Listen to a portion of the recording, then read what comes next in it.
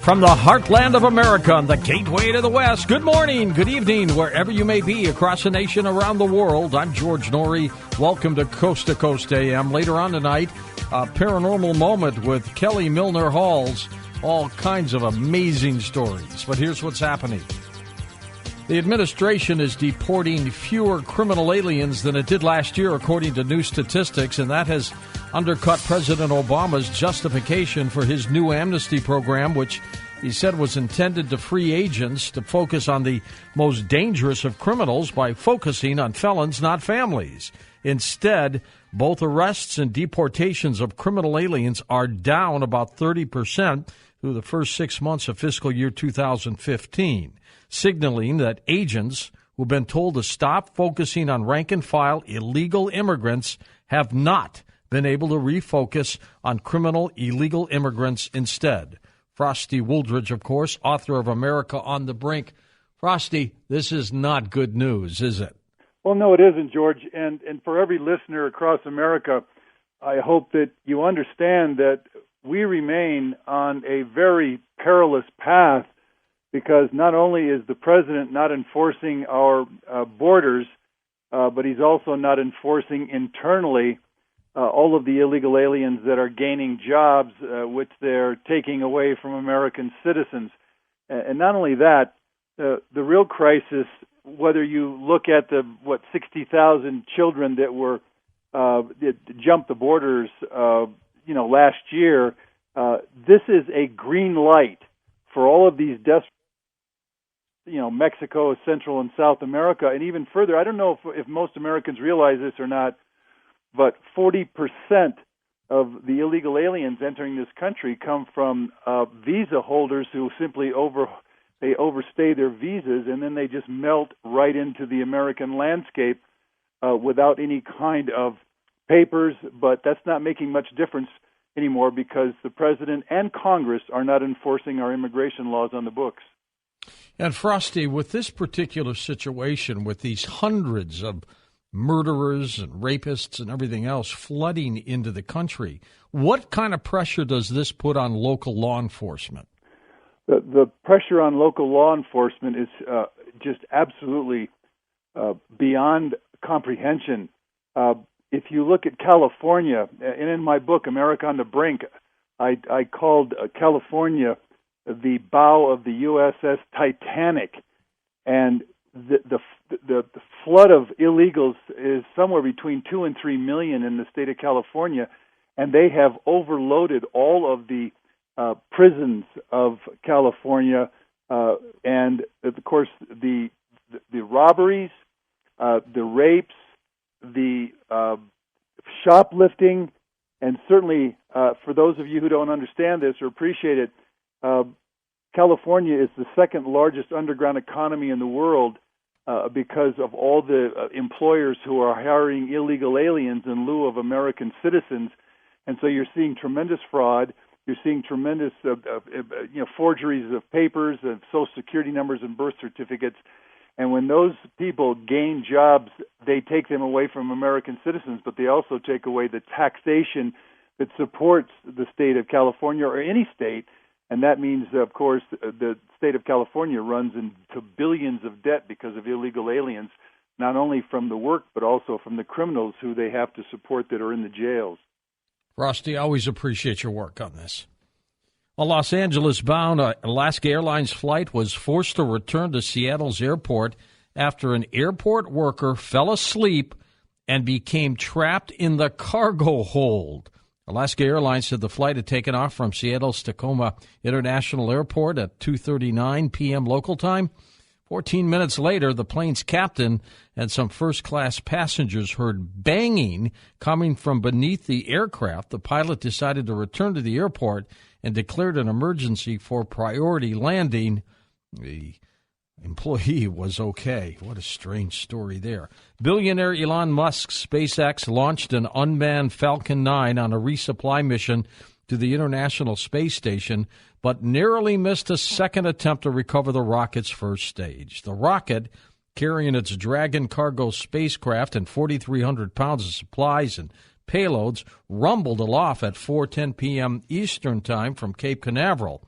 The rocket landed on the drone ship, but it was too hard for survival, Musk said in Twitter posts. Looks like the Falcon landed fine, but he says excess lateral velocity caused it to tip over by the post-landing. Richard C. Hoagland, our science advisor and head of the EnterpriseMission.com, has been watching this story unfold all day. Well, did we have a bet on this one, Richard? No, we didn't, because I don't take money from someone who's going to eventually lose. Maybe eventually, but still. Did you see the video that Lex is supposed to have posted this evening? Yes, I've seen the video all day. And the video allows us to analyze what went wrong. Did you notice how it was swinging back and forth just before the landing like a pendulum? Yes.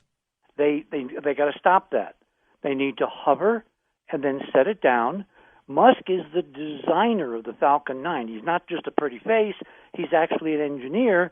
So obviously the video, and a lot more video that we haven't seen, will be put into fixing what went wrong, because it looks like a technical problem, not a weather problem or wind or whatever.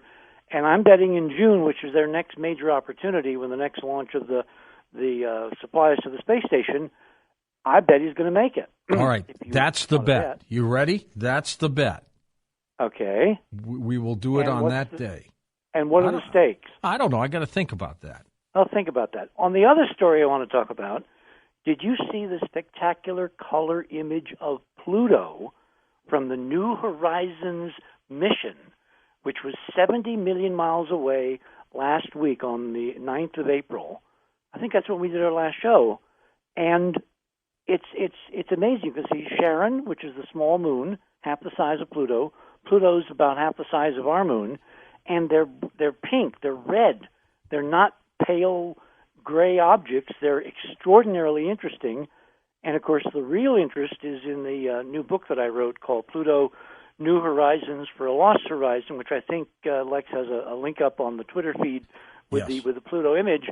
All the things you ever wanted to know about Pluto and didn't know who to ask are in that book. Richard, let's keep watching and let's keep our fingers crossed. I want Musk to succeed. I just think it's very difficult to land that kind of craft that big, on a landing pod like that. Yuma, Arizona police say that a woman had stopped to bat away a bee while walking along a canal with her jogging stroller, rolled into a flowing water, killing her 18-month-old twin boys. Horrible story. She had this stroller, and she went to, swing at a bee, and the stroller fell into the water. She immediately entered the canal, but was unable to rescue the boys due to the water flow and depth of the canal. What an absolutely horrible story.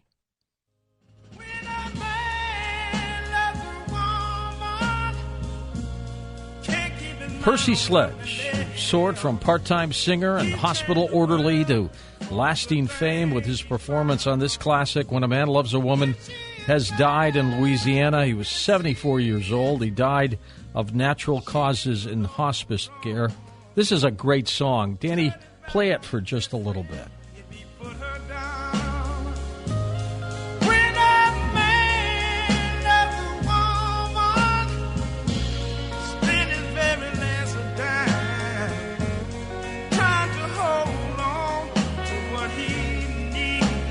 Percy Sledge, dead at the age of 74.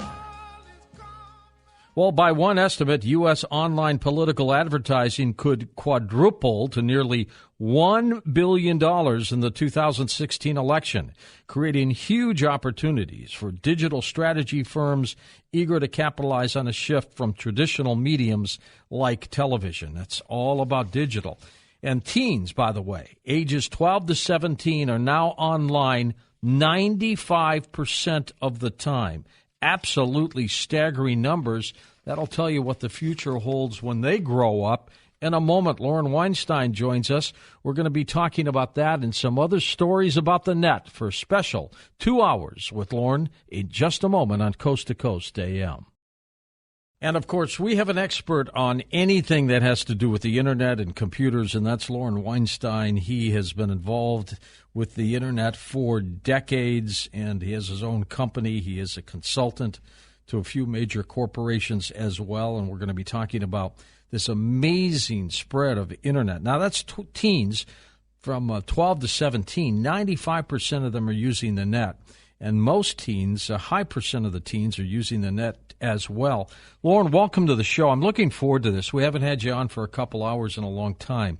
It is amazing that so many teenagers are using the Internet these days. They live on it. Yeah. Hi, George. It's always a pleasure to join you. Of course I do too, and I'm not a teenager anymore.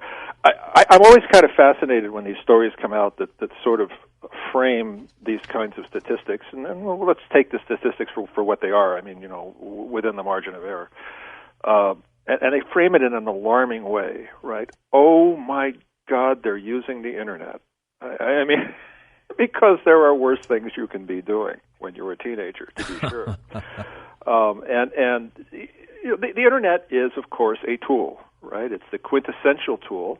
It can be used for good things. It can be used for bad things. And for parents who have teenage children, or any children, of course, it's not a matter of keeping them away from the Internet, because you could just as well try to keep them away from air. It's exercising proper parental control and proper parental monitoring of what's going on, not micromanaging everything they're doing and spying on them, but helping them learn how the Internet works and how social media works. Because if you tried to raise a kid now who wasn't proficient in these things, what would their job prospects probably be in most fields? So it should be viewed as an opportunity, not as something to be scared of. That's my view. Look what the Internet is doing to just about everything. Lauren, I have the story that they think the Internet ads alone for the 2016 political year, that would include Congress, Senate, and, of course, the presidential campaign, could exceed $1 billion. Now, that's money that would normally go to television, radio, newspapers. It's going into this other media now. That's amazing, isn't it? Yeah, the growth has been really quite staggering, and of course what this means is we're going to see a lot more interest in this area by the Federal Election Commission, for example, who has to this point tended to take sort of a hands-off attitude toward these spends. But what's happening, if you take the broader view of it, what's happening isn't so much that the advertising is moving to the Internet, it's that all those other media are moving to the Internet. In other words, the cross-fertilization and the merging in so many ways of traditional television and Internet-delivered television. And I mean, you can't turn on a news show without, of course, there being Twitter hashtags and Facebook addresses and Google Plus addresses and all the rest. So they're all becoming basically one medium. And it's been a gradual process. We're seeing it now with things, for example, HBO. You can now get many channels that you could not get without a cable channel package. You can get them as an Internet service now. These have just been launched. There's HBO has just started one you can get on an Internet-only basis. So it's really becoming a question of how political candidates are spending their money in the media world overall, and it's going to be less of a consequence whether it's going to TV or to Internet or even the newspapers, since so many newspapers have so much of their operations online now, because it's going to be almost impossible for you or me or anyone else to really even tell the difference between these things in a few years. Well, and I think what's important, too, in terms of pure advertising for these candidates, you still need that solid core. You still need the media as it's been traditionally, but if you spread it around to digital, I think that's going to help you a lot. And the same is for retail now, Lauren. I mean, look what's happening. Radio Shack, I think, was crushed because of the Internet. And so many other things are crushed because of the Internet. Newspapers, for example. Reading a newspaper, it's at an all-time low. I mean, the size of a newspaper is paper thin compared to 10 or 15 years ago. Yeah, they've suffered a tremendous revenue loss that they're attempting to make up through their digital online editions. On the other hand, it seems clear that the predictions of an imminent death of paper-based media have been exaggerated. I mean, there's just a lot of situations where it's a lot more convenient to read a piece of paper, whether it's a paperback book or a newspaper or whatever. You also don't stand the risk of losing a $400 device in the toilet when you accidentally drop it in there. Well, that's right. But what's happened is that the mainstream media has been relatively slow to understand the sea changes that are occurring, and the political parties and the political forces even more so. And from both of their standpoints, for retail and for politics, there are so many advantages to them in the online world because if nothing else, they can spend their money in a more targeted way. And I view targeted advertising as actually being a good thing because if I'm going to see advertising to support a site that I'm not going to be paying for with money, I personally would rather have it be advertising that's relevant to me, things that I care about, and not ads for things that I'm either disgusted by or couldn't care less about it in any given way. And if you're a politician, of course, you want to get your message out to people that you think are going to be interested in that message, and not just flushing money down the toilet, that same toilet that the iPad fell into, for ads that are just going to go over people's heads or that they're going to turn off or not pay any attention to. So it's a matter of not just how much money is spent, but how wisely it's being spent. Is this happening all around the planet? It's not just a United States thing with the Internet? It's definitely not just a United States thing, but it is different here and different in countries that have a heavy commercial component. Certainly, it is. I think it would be fair to say that in terms of the political effects, it's the most here because we have such vast amounts of money that are being spent on politics here, and because of Supreme Court decisions, there's basically no limits at all anymore. So anybody who has a big bank account can really buy as much advertising as they want and do whatever they want with it. So that's not a situation that exists in virtually anywhere else in the world that I'm familiar with. So we are sort of at the forefront of what happens when billions and billions of dollars are poured into the political arena in a digital realm, and we're really just at the start of that effectively. So where that's going to be in 5 years or 10 years from now is really difficult to imagine. Lauren, what do you think at this point is the most dramatic aspect of what's happening with the Internet and with this kind of technology? I'm actually most concerned about censorship on the Internet. There's an irony here, which is at the same time that we seem to have so much information going out, we have so many governments around the world who are trying to control information on the Internet. And I mean explicitly, these are things like the Europeans' right to be forgotten, which I consider to be one of the most horrendous, nightmarish concepts that's ever come out of Europe or anywhere else in the world, in terms of a technological concept, where governments are viewing the Internet as a threat, essentially. They get panicky when they see how easily their citizens can communicate with other people around the world, or they get concerned when they see how stories about the politicians or about information that they would rather not have out there, how widely they can be viewed. They can't control, in the old days, all you had to do was control a few newspapers and a couple of TV channels, and a government could effectively do that. But in parts of the world, especially down in Latin America, South America, Russia, of course, China, parts of Europe, they kind of pine for the old days of government control of media, and they're really trying to crack down on the Internet in various ways. And they're being, they can't really accomplish it because there's always ways around these things, but they can cause a tremendous amount of hassles for a lot of people, and that bothers me because I've spent a lot of time on the Internet, helping to build the Internet, watching it grow over the decades, and to see it turned into a tool for government censorship anywhere in the world is very depressing. Well, we saw what Turkey did just last week. When they were concerned about some things, they shut down Twitter for a little bit. Yeah, these guys, they'll have one page on YouTube, one video on YouTube they don't like, so they'll cut off YouTube. Or there's somebody on Twitter that says something negative about a government leader, they'll try to cut off Twitter. Yeah. Now, technically, how do they do that?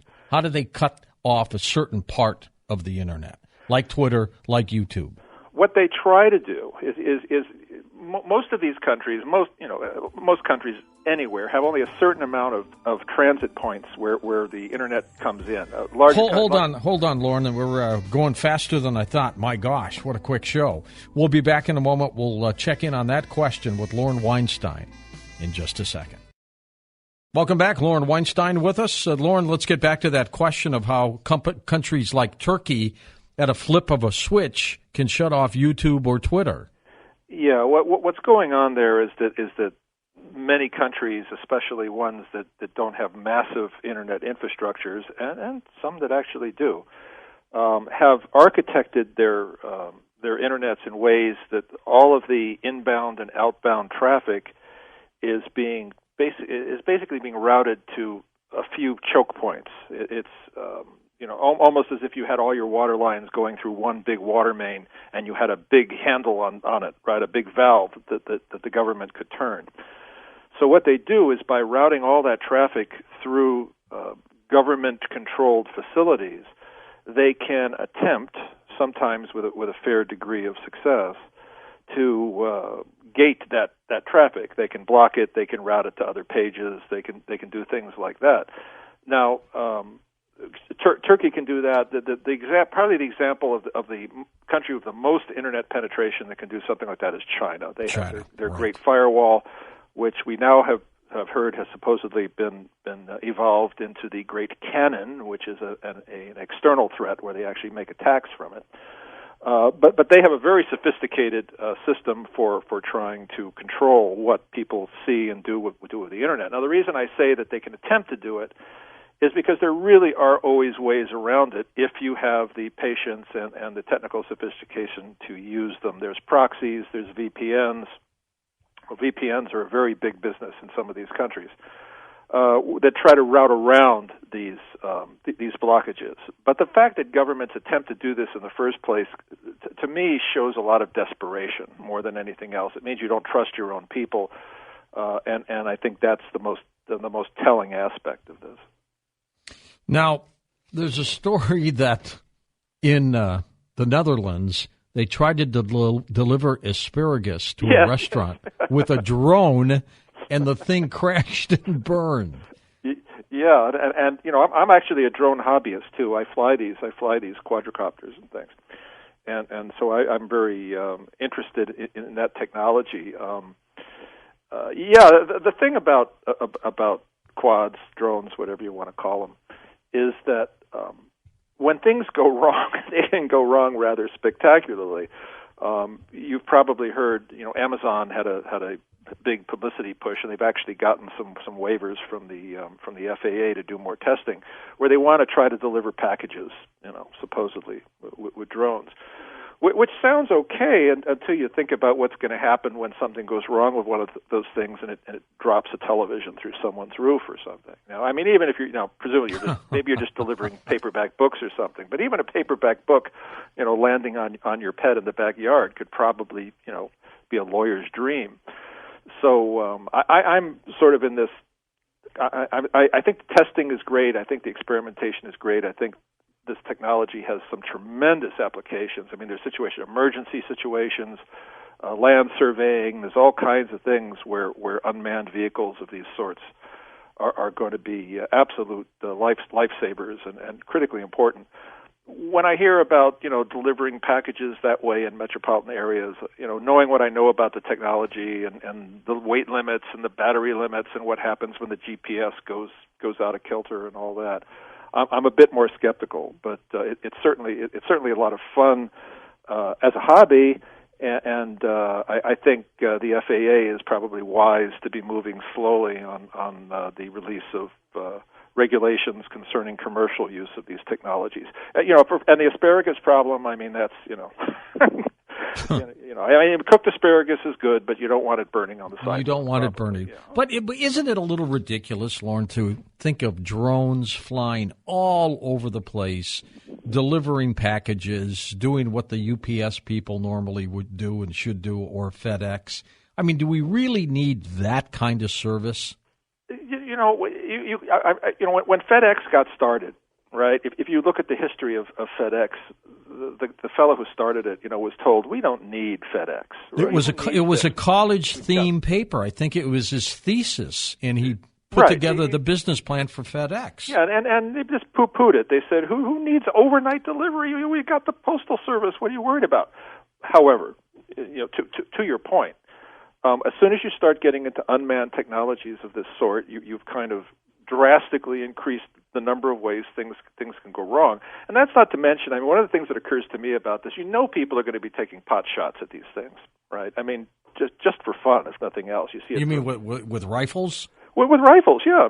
Yeah. It's passing over my property. Someone's going to say, "Hey, I can shoot at it." Legally, they're going to be in the wrong, but that's not going to matter. Or you can just imagine these drones trying to land with a package on the sidewalk, and a bunch of kids show up with baseball bats. Yeah, right. And then take the package. They take the package and they take the drone, and it shows up on eBay in parts. So the technology, you never want to say never about any of these things, because we've seen enough in our own lifetimes where we have unimaginable. You sit there and you look at your flat screen TV, right? And you think back 30 years, and that would have seemed like science fiction technology. So you never want to say never, but I think usually the time frames that these companies talk about for these sorts of things tend to be highly, compressed. And if they're ever going to occur, it's probably going to be way down the line when there's been.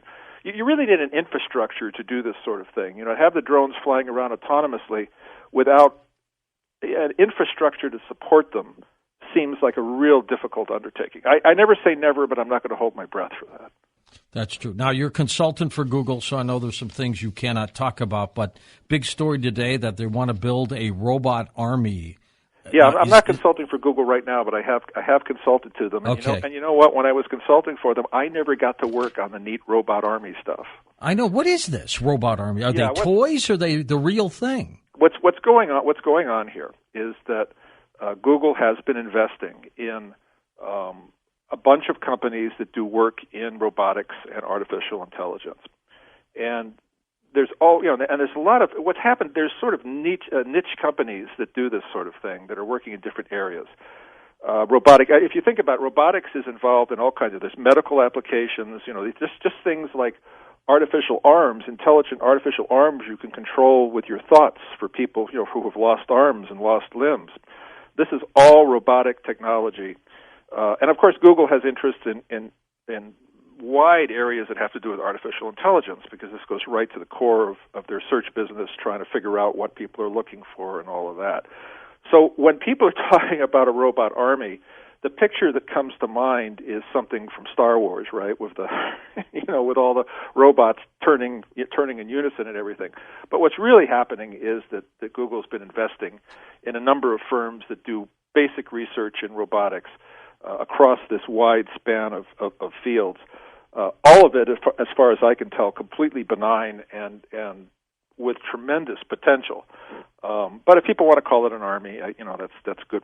Good for headlines, I guess. So I'm not going to argue with the terminology. But there's nothing nefarious there, as far as I know, anyway. We seem to be battling this on all fronts. That is, technology that is moving like crazy, government that continues to want to spy on Americans for whatever reason. I was in Kent, Ohio this weekend at a speech, and we were talking a little bit about this, intrusion and everything else. And, the consensus of everybody was, why do they want to listen to everything? And I guess with terrorism, they're looking for buzzwords and key phrases and things like that. So should the average person, Lauren, really be concerned? At this moment in time, you have to look at it short-term and long-term, right? Right now, at this moment in time, I don't think the average person has a lot to be worried about. Now, that could change in a heartbeat if, for example, there was another terrorist attack of significant size. For example, imagine that somebody set off a dirty bomb in New York City, okay? That horror.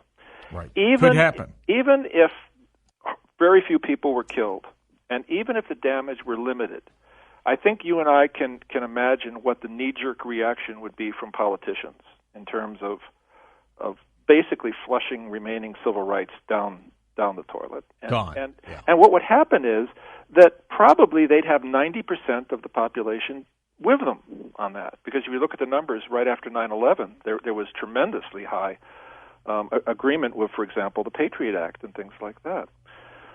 Governments historically, and this is pre-technology, you can go all the way back probably to the Romans and Babylonia and all the way back. They want to know what their citizens are doing, and they think they're doing, and the governments always think they're doing this for reasons that are in the best interests of the country and the best interests of their citizens. And obviously, with the kind of technology we have now, that kind of power is vastly enhanced. Toss into the mix the real issues of terrorism. I mean, let's face it, it's not a fantasy concern.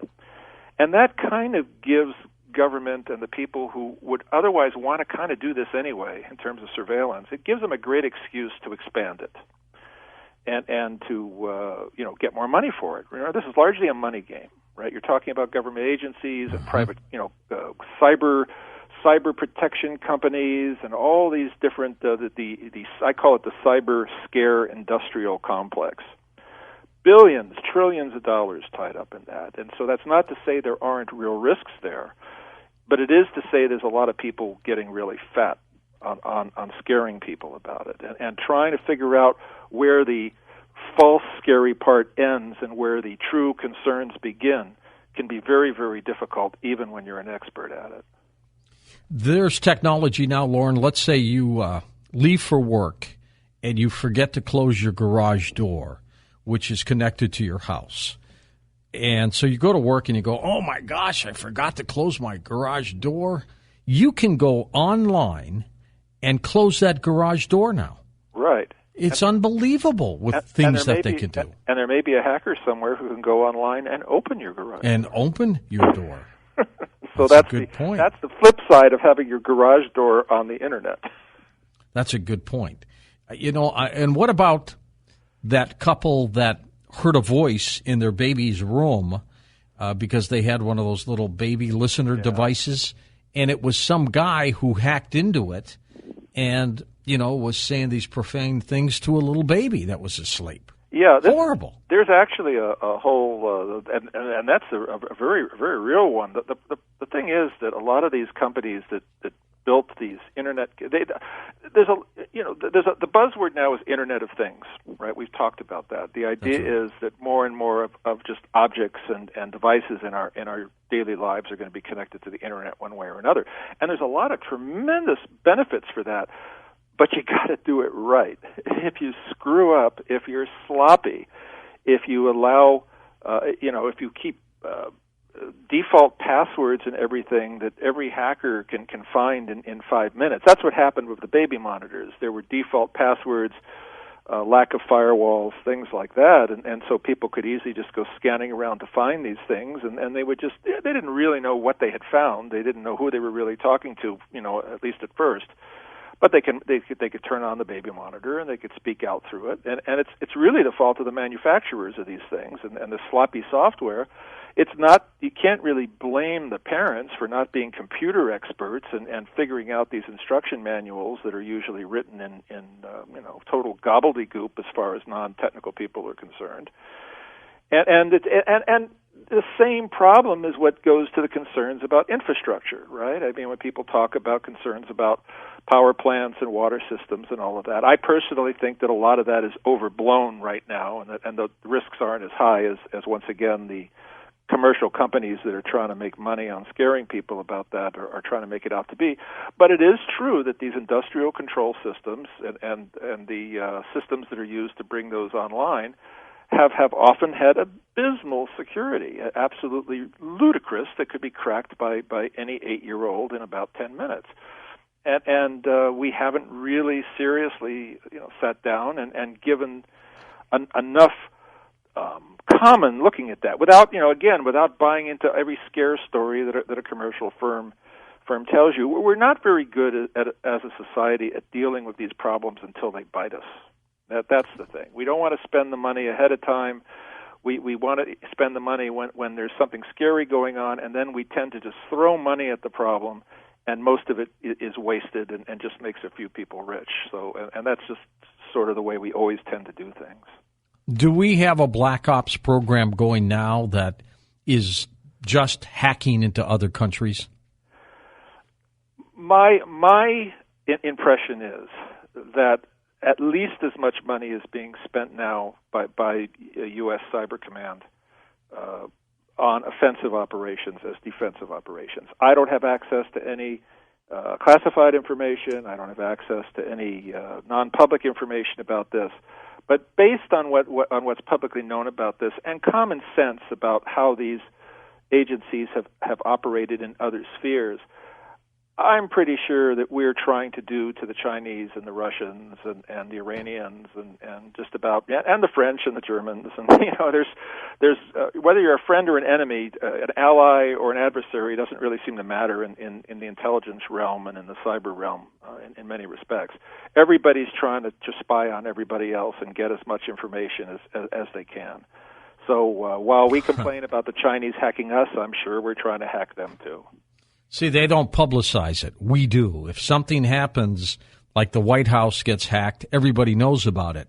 With China, they don't reveal anything, do they? Right, because the guy who knows about it and tried to say something about it, before he was able to say anything publicly, had a bullet in his brain, basically. I mean, you are even suspected of saying negative things that would reflect negatively on the government in places like Russia and China, and you aren't going to have much of a future. That's true. It's goodbye time. Next hour, I want to take some calls with you, Lauren, and also perhaps people can share some of their internet stories with us. A funny one. This you're going to get a kick out of this. You know how with all kinds of ads, if you look for something, you'll get those kinds of ads following you whenever you go on your computer, right? They've got that kind of software to track you. That can happen, yeah. I had an email months ago from a guy who said, have you looked at your guest's website? And I said, well, yeah, I always look at my guest websites. What are you talking about? Be specific. He emailed me back and said that your guest has pornography on his website. And I looked at it. I didn't see anything. Right. It dawned on me what he was looking at was because he was the one who had been looking at that stuff. Right, and an ad server somewhere was serving him ads that were relevant to his interests. Yeah. While you were getting ads relevant to yours, which were very different than his, apparently. Yes, yeah. Apparently so. I mean, my gosh, mine were dull compared to his. I tend to get ads for computer memory and things like that. Apparently, his browsing was considerably different than mine typically is. It is amazing though how they track you like that. Is that because of IP addresses? Is that how they find you? There's IP addresses aren't the main mechanism. There's a bunch of mechanisms, but what's really relevant is that most of the legitimate companies that do this do provide ways where you can control it. It's just that people either don't know about those controls or don't bother to use them. I've tended to go out and use those controls to turn off if I'm getting ads that aren't of interest to me. I just go and I turn them off. But and it always kind of is disturbing that people think they can't control it when they really can.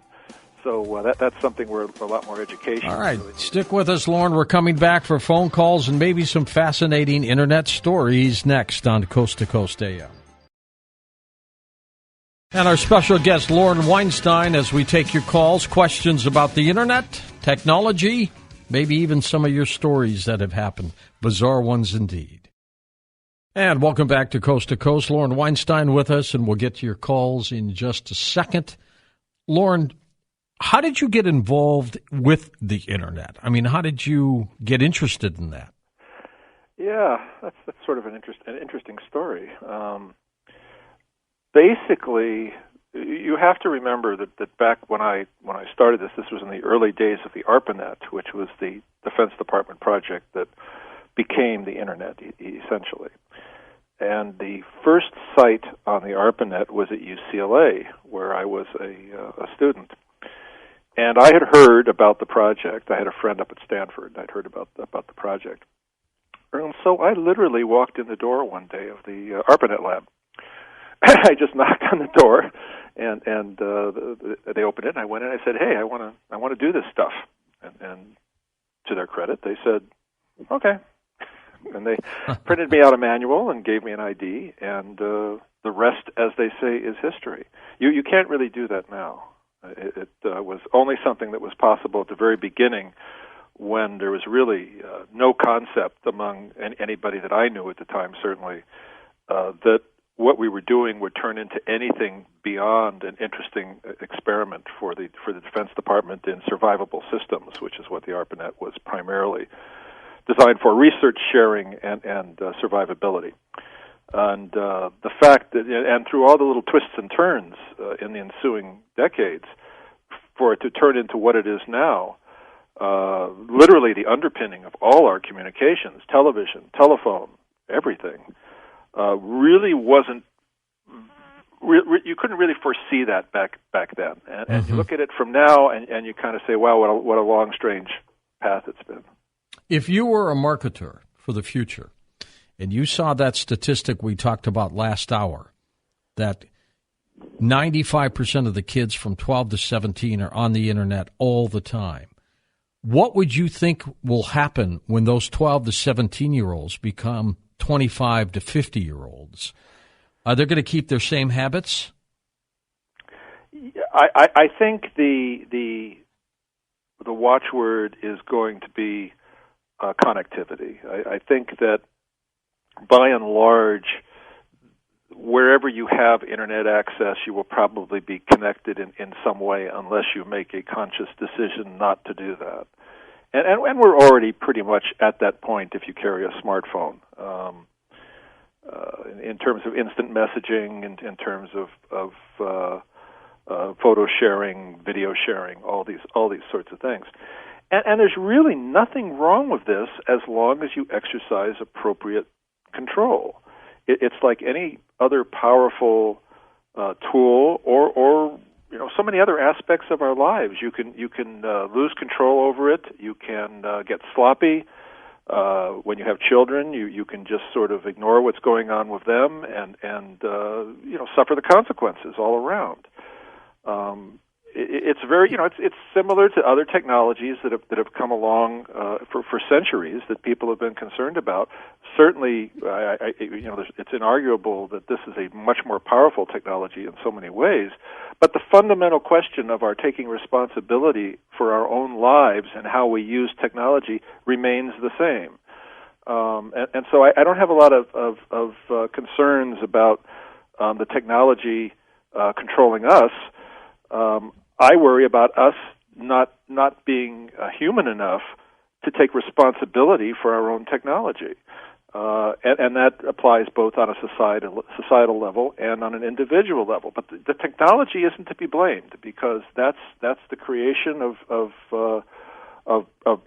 minds and of industry and of governments.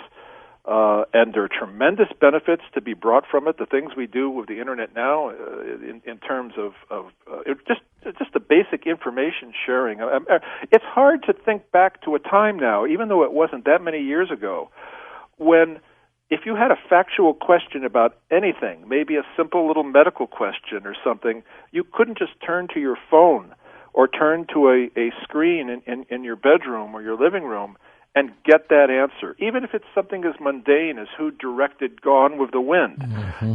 All that information, all those questions that in the past you would have to go, driving, wasting gas, going to a library, not even finding the right answer, all of that is there. That's a tremendous thing. And I also think it's very important, as you get older, and as your memory, naturally isn't what it is. Actually, your memory apparently peaks around 19.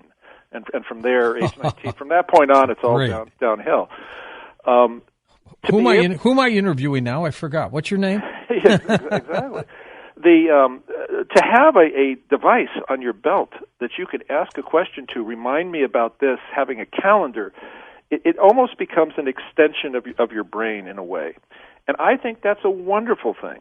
I think that's a tremendous thing, but we have to be responsible. We have to be responsible as individuals. We have to be responsible as a society. We can't let people scare us. We have to be realistic about it. Who was asleep at the wheel at Blockbuster, Lorne? I mean, here they had the lion's share of the DVD market, and all of a sudden a little company called Netflix came rolling in and did streaming and just about wiped them off the map. Yeah, and looking at it with 20/20 hindsight, it seems obvious. I think the answer is that it wasn't easy to anticipate, even a few years ago, how rapidly internet bandwidth was going to be increasing. Now we still are it's ironic that here in the U.S., as individuals, most of us have amongst the slowest and most expensive internet access services in the world. Yeah, you go, true. To so many other places, and they pay a fraction of we do for higher speeds. But clearly, there's been a tremendous, build out of internet infrastructure, and that enabled video delivery systems to advance more rapidly than I think a lot of people anticipated. It really, and of course there were other convergent technologies, right? You got the dramatic fall in the cost of flat screen televisions and HD TV. The TVs that cost $5,000 10 years ago are $200 now, right. Literally. And then the pieces of equipment like Roku and companies like that. Exactly. So you have these technologies will converge and enable these things, and it isn't, when you look at it from hindsight, you say, oh, yeah, we can see how this all fits together. But when you're looking at it at the time, it's hard to know which of these will succeed and which of them will fail. And if you place the wrong bet, you can disappear, as so many technologies have over time when they weren't. It's the old buggy whip, story, right? That's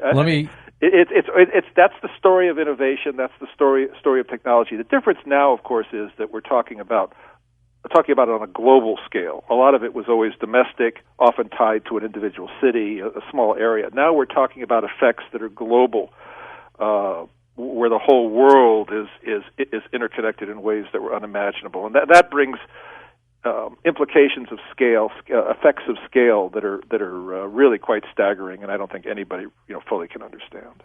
And with all the things that are happening with technology and the fact that it is changing rapidly, the prices are coming down, and you have these various mechanisms now to get TV shows. Let me ask you a question: is it conceivable that the internet can go down without your power grid or power outages going down? Can the internet go down separately?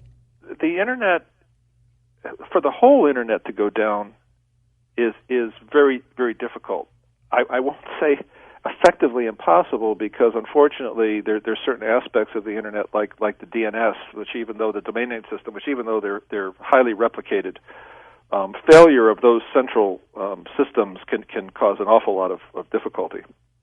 But it's not really a matter of the whole internet going down. It's really more of a matter of how much we as consumers will be able to control what the internet does, especially when you have the internet in the hands of, in the United States, of just a few very powerful dominant ISPs. You have the AT&T and Verizon and Comcast and Time Warner, which Comcast wants to buy, and all of this. This is a very anti-competitive situation, and so it puts limits on innovation. It causes prices to be higher and all of that, and it also means that you don't get the kind of redundancy that you would have if there was real competition, if these giant ISPs didn't have a stranglehold on the internet in this country. Because if you don't have the redundancy, you can get into real problems, especially when you have the telephone network moving to the internet. And while the telephone network, traditionally copper wire telephones, were supported by big banks of batteries in central offices, I mean, the power would go out, the water could go out, the phones kept running. Now with cellular and with voice over IP and other systems that are on the network, a lot of that stuff's built on the cheap by these giant ISPs, and they have batteries that run out very fast. There's batteries that are needed in your home. They run out. There's batteries on the concentrators on the poles. They run out. And all of a sudden, when you need emergency services based on the internet the most, when there's a flood or a hurricane or an earthquake or something, it's not there anymore. And unless the government is able to enforce regulations that require these companies to provide this kind of backup, which they just don't want to do on their own, we could be up the creek without a paddle in ways that are even worse than if the internet really went down. I sometimes I'm trying to picture the internet and how it is centralized. Is it? I mean, is there a building somewhere where the internet starts? No, not really. The internet is actually amazingly decentralized in most respects. It is by definition a network of networks. That's where the term internet came from. But because you have the concentration of ISPs, with just a few large companies controlling it, because there are certain central points like the DNS that does the name to address resolution, failures of those, because in a lot of we were talking earlier about how countries try to control the internet, censor the internet, like Turkey, for example, or China, where they have choke points where the internet traffic is flowing through a few individual points. Those are all points of vulnerability. Also, it is true that in many major cities, there are one or two buildings. There's a building in downtown Los Angeles where a tremendous amount of internet traffic for this region, for virtually all the carriers, is routed through. If something happened to that building, the internet would go down, and it would probably be possible for many people to find alternate routes eventually, which not immediately, but within a day or something. They day or two. Slower. There'd be all kinds of disruptions. But there is more concentration than you might think at the local and sometimes regional level. For the whole internet to go down, it seems inconceivable. For there to be disruptions that would be really noticeable, that can happen. Can the internet be shut down? Not effectively. Not effectively without basically shutting down society. I mean, if you had a country that was willing to cut all communication paths, I mean, basically go down into the vault and start ripping out the fiber optic cables and unplugging all the routers and send orders to the ISPs, ordering the ISPs to shut down, it require a whole cascade of orders and actions. You could probably cause most of the internet as we know it, certainly higher bandwidth internet connections that are publicly available, to go down. But you'd still have companies, large companies that have their own private links and things like that. It's very difficult to see how you could do that without, declaring martial law. And even then, you'd probably still have traffic flowing, internet traffic flowing. Let's go to the phones now. We'll go to David in St. Paul, Minnesota. Hi, David. Go ahead. You're on with Lauren Weinstein. Hi. I had two quick questions. The first one, just dealing with what you just were talking about, and that is you talked about not being able to shut down the internet. But indeed, if we had something as we've been talking on Coast to Coast for some time now, an electromagnetic pulse, somebody shoots off a dirty bomb up in the atmosphere, that could just knock everything out for an indefinite period of time. Could it not? Yeah, but you probably wouldn't have any electricity anyway, and all the chips would be fried in your computers. So sure. it becomes kind of a lesser issue whether the internet routers are running if we're knocked into the Stone Age by EMP with no power. Yeah. Go ahead, David. You had another one. I have always thought of Google as being this extraordinarily dominant company, the 800-pound gorilla in the room, as it were. And I was surprised to read today that when it comes to mapping the internet and searchability, that they're only searching approximately 1% of the internet. Is that correct?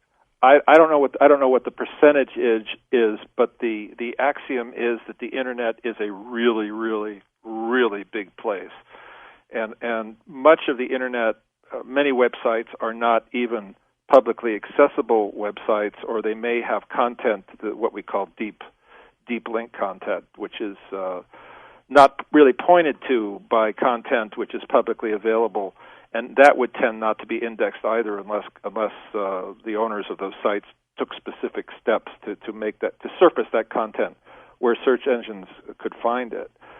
So by and large, search engines, whether you're talking about Google or Bing or whatever, they try to index as much as they can of what's publicly available.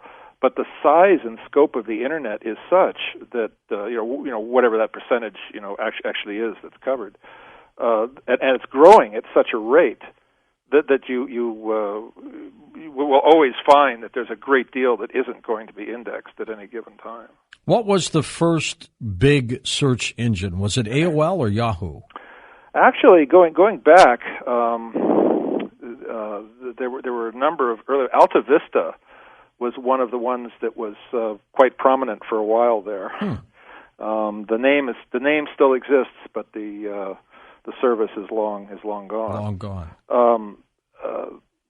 There was a sea change that occurred when Google came along, because what they did is they kind of brought in a different concept in terms of judging what sites would be of most interest to people. And the simple way to look at it is by saying, instead of talking about how many pages there were or other typical kinds of things, you instead look at how many other sites reference you. In other words, if there are 1,000 sites that have links to Coast AM, that may imply that Coast AM is a really interesting site compared with somebody that just has 2 links going to them. And of course, it's much more complicated than that.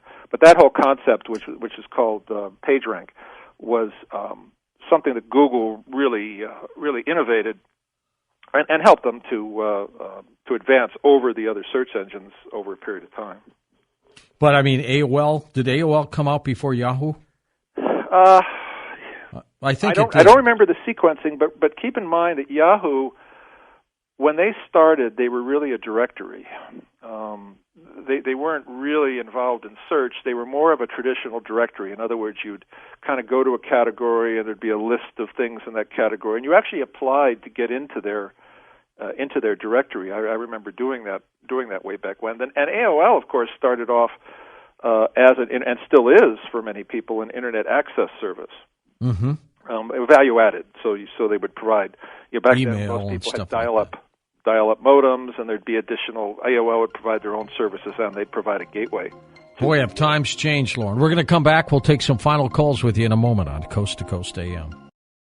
Well, join the crowd and watch one of America's fastest-growing internet-based television shows, Beyond Belief. You can simply do that. They've got a great promotion going right now. Go to this website, www.beyondbelief.com. That's beyondbelief.com. Okay, welcome back to Coast. Lauren Weinstein with us and final phone calls, so let's get right to them. East of the Rockies, we've got Danielle in Cleveland, Ohio. Hi, Danielle, go ahead. Hi, how are you guys tonight? Great, everything is good. I'm a non-internet user, and I've stayed away from it all along because of my religious beliefs and what I've studied of Bible prophecy. But I see the internet, from what I've studied and witnessed, that they've used the power of coercion and baiting to get most people to buy it. But I contend that it is an offensive weapon that was introduced by the Pentagon to do exactly what it's doing, to create an electronic hegemony and even an electronic coup d'etat, because the more government agencies that incorporate this technology into their daily operations, the more dependent they become upon it, until ultimately it usurps their authority. And this is a creation, I believe, also of the United Nations, which is using this to bring the world into an electronic hegemony. There's a reason they call it a web and a net. These words are synonymous with snare and trap. And also cell. A cell phone is a glorified ankle bracelet. Do you realize the entire continent of Australia is now wearing ankle bracelets, glorified ankle bracelets? All right, well, Lauren, I'll let you react to some of that. Well, I first off, I don't hear the word hegemony all that often, so I have to get past that. Look, I mean, there aren't a hell of a lot of people around who have seen the development of the net as long as I have. I mean, I wasn't there on day one, but I've been there a long, long time, and I've watched it grow, and I've dealt with many of the individuals and the companies that have developed it, and frankly, nothing of what your caller just postulated meshes with what I have seen in the historical record. What I have seen is a lot of people who wanted to enhance the ability of people to communicate with each other in all kinds of different ways, and we can argue about what the implications are for that in a commercial sense and in a government sense and in an advertising sense and a political sense and all these other ways.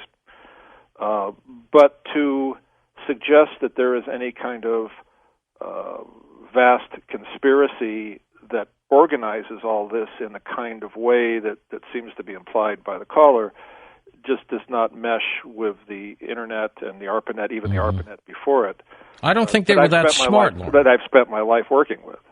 I don't think those people were that smart to figure that out at that point. Nobody was that smart. I mean, we were spending most of our time just trying to get the bits from point A to point B. I mean, when the ARPANET started, we had telephones hanging, point-to-point telephone lines hanging on the sides of the boxes, so that when nothing worked, we could call the other site and say, hey, is anything going on over there? We don't know what's happening.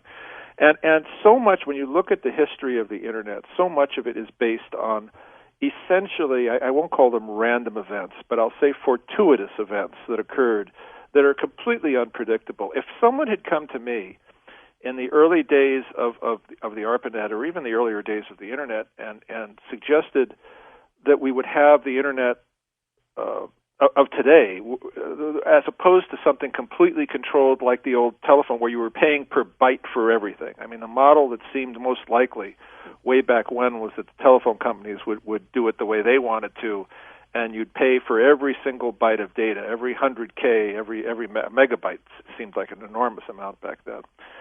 So what you actually have is all these independent developments that were built by independent groups and independent companies, many nonprofit groups, nonprofit organizations, hobbyists, technologists, all kinds of people that brought all this together. And frankly, if that sounds a little bit chaotic, it is somewhat chaotic, and in that kind of chaos is really the safety that speaks against the kind of concern that your caller had. Because none of us are smart enough. None of us have the kind of foresight that would be required to build the kind of clearly what would be a horrible thing that your caller seems to be concerned about. So while I appreciate her concerns, from my standpoint, looking at it from a career working with this, I just can't buy into the concerns she has there. Let's go next to Scott in San Luis Obispo, and that's in California. Scotty, go ahead. Yeah, hello, George. Hello, Lauren. I'll just be real quick. I had a question and I had a comment. Okay. Let me ask the question.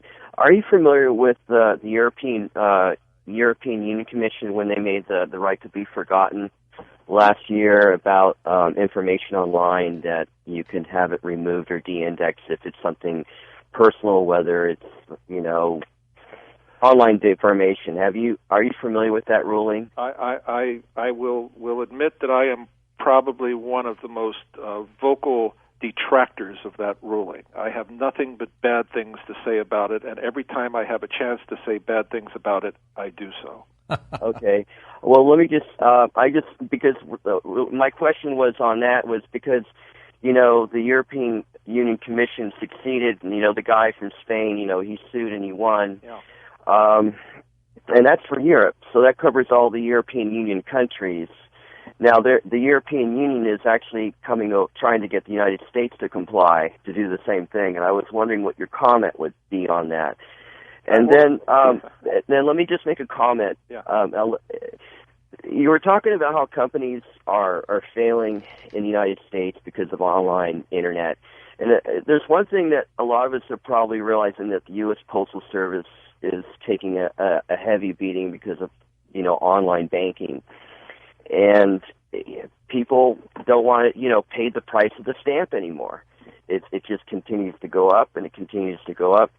So you think that Congress should step in and talk to the banks and say, you know what, we need to save some of our tax dollars, because you and me as taxpayers, we're funding the U.S. Postal Service to stay in business.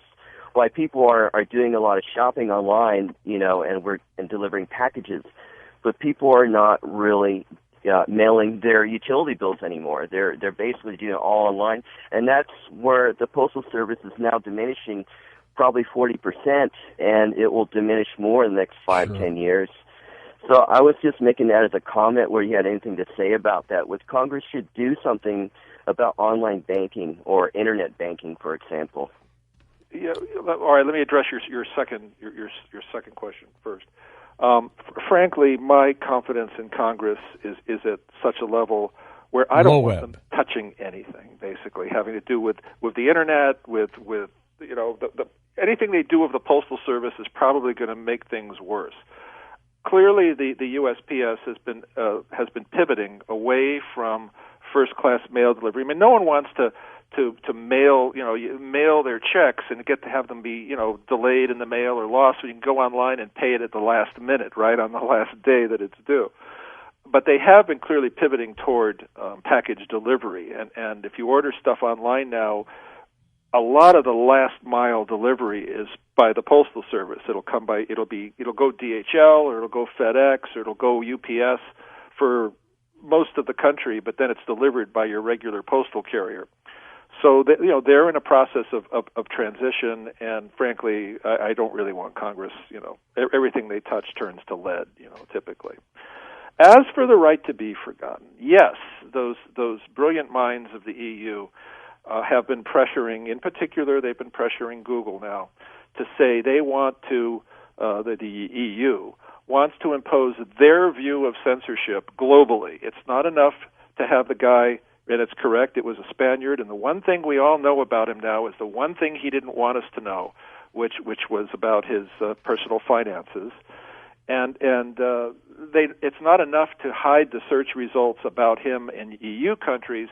They want to impose that and have Google impose that globally. Google, of course, does not want to do that, which is a completely rational way to look at it, because if you did that, you are basically giving every tyrant in the world a way to impose their own view. What would Putin do with the ability to have search results removed globally that he didn't like, or the leaders in China, or the grand leader in the great leader in Iran, or whatever other country you want to name? That's how you get down to a lowest common denominator situation, where basically you wouldn't be able to find anything on the internet that anybody objected to for any reason if you could impose things like that globally. So I say more power to Google for fighting back on that. I would go further. I think the whole right to be forgotten thing is a nightmare, a travesty. It's leading us down the garden path to censorship at the hands of the EU. And anything that can be done to fight that, I think would be a good thing. And I'm glad Google is fighting it. And I guess I should probably tell you how I really feel about this, but that's it. I like it when you're that way, Lauren. You spell it the way it is, and that's so important. It's just these are things that are kind of below the radar for most of us most of the time, understandably. But this is how we get into terrible situations when you have government officials and bureaucrats who think they know best how to do these things. And if the EU wants to do that in the EU, okay, I mean, you have to obey the laws wherever you're operating. But for the EU to say they want to impose their view of censorship on the whole world and on us here in the United States also, I can't buy that. I find that to be ludicrous. I find it to be basically obscene. Next up, we have Craig in New Haven, Connecticut. First-time caller, Craig. Thanks for calling. Go ahead, sir. Happy Tax Day, everybody. Ah, yes. Hey, George, I think your doppelganger is the My Pillow guy. Anyone ever tell you look like him? He's doing pretty well too. And by the way, what was Mr. Weinstein doing when he dropped his iPhone in the toilet? Yeah. Okay. Actually, I use Android phones. See, it wouldn't be an iPhone anyway. But yeah, but you know something? There's an interesting statistic there. I don't remember the exact number, but the number of smartphones that are dropped into toilets every year is astoundingly high. I mean, it's like hundreds of thousands or something. No, that's not why I called. I was in the public library, and I tried to get my Gmail, and I found out the server was compromised. Does that mean everybody who used it was compromised? What server was compromised? Okay. I went to log on in a public library to my Gmail. Yeah. And then it said that I was giving the wrong password, but I knew it was the right password. So then they said, what's your cell phone number? We'll send you your password to the cell phone. Right. And then it said my cell phone number ended in 05, which it didn't. So then I end up calling Google. I'm talking to some girl named Joe in the Philippines, and she says I was hacked on February 6th from Sydney, Australia at 2 p.m. So I ended up losing all my mail, and they said the server was compromised. So if I'm on a public library, does that mean everyone in the library is compromised? I guess the answer to your question is, without a lot more technical data, I can't even begin to ascertain the situation that you're describing. However, what actually might have happened there is that Google has a lot of systems that attempt to figure out when someone is trying to attack your account. And especially if you're using a public system, a public library system, if you're using a system that you don't usually use, or it's a system that has had problems because of other people doing things on it, it is liable not to let you into your account the way it normally would because it's concerned that it might be someone trying to pretend that they're you. And so then there's verification procedures and there's things like that. There's been no mass contamination, no mass compromises that I'm familiar with. It was probably just a situation related to your specific login and trying to log in an unusual way. And just as a general rule, and George and I have discussed this in the past, the best way to avoid that is to make use of two-factor authentication. Google offers it. Many of the other big internet firms offer it. Why would somebody in Sydney, Australia, be hacking me? It's not even clear because first off, I don't know who you talk to. I don't know how you reach Google. I talked to Google. Yeah, they have a phone number. They have a phone number on their website. They tell you to call if you have a problem. It would depend. You're in the Philippines talking to someone pretending to be American. Yeah, I don't know what phone number you called. I don't know under what situation you called. I don't know what web page you looked at. However, what can happen is that if your account is compromised, and there's different ways that can happen, especially if people share, if they use the same password on different systems or they use weak passwords or whatever. There are attackers who can make themselves look like they come from anywhere in the world. And when Google detects that, they're not, they're going to try to prevent anyone from actually getting in. So the reason you couldn't get in, most likely, just judging from what you told me, is that Google had detected what they believed was a fraud pattern attacking your account and had locked out the account. Now, there are procedures for getting your account back. It's account recovery procedures and things, but without knowing the details of your situation, I can't really, go beyond that. Okay, let's take a couple more calls if we have time. We've got Michelle in the state of Washington. Hi, Michelle. Go ahead. Hi. Hey. Hi there. You still with us? Oh, she waited all that long time, and then she lost it. Let's try Jim in Orlando, Florida, then. Jim, go ahead, sir. Hey, great show. I'm on a level with the guest, Dr. Lauren. With ISPs in America is just so horrible compared to everywhere else. You can spend $30 American in Japan for 500 megabyte download and 500 megabyte upload, but you can't even buy a $30 internet in the United States, let alone 10 meg in most areas is $50. That's just pathetic. So I'm angry like he is in regards to ISPs in America, and I wanted to ask him about, is there any way that we can build our own ISPs in our home? And I would be willing. It would still be cost efficient for me if I could spend $10,000, build my own ISP, then I have internet for the rest of my life. Is there any way that we can do that? And then also I wanted to ask him about the new Windows lenses, what he thinks about that they're coming out with. The situation in terms of trying to build, trying to get around the dominant ISPs, it's almost impossible to see how you can do that without government acting to create real competition. And right now the government is basically in the pocket of those dominant ISPs in this country. You can try to build your own local systems. You can there's mesh networks, and there's technologies you can use to try to build neighborhood networks and things. But the problem is that ultimately you have to connect to the main internet, otherwise you're an island. And as soon as you try to connect to the rest of the internet, then you run into the problem of dealing with the same forces, in terms of those dominant ISPs that you didn't want to deal with in the first place. So really the problem needs to be attacked by government creating an environment in this country that fosters real competition and doesn't let the dominant ISPs just carve us up like a beefsteak, like they've done now on a monopoly basis, and provide the kind of competition that exists in many other parts of the world that has allowed them to have much cheaper internet and faster internet. Doing it yourself, you can have fun at it, but it's not really going to be too practical, probably.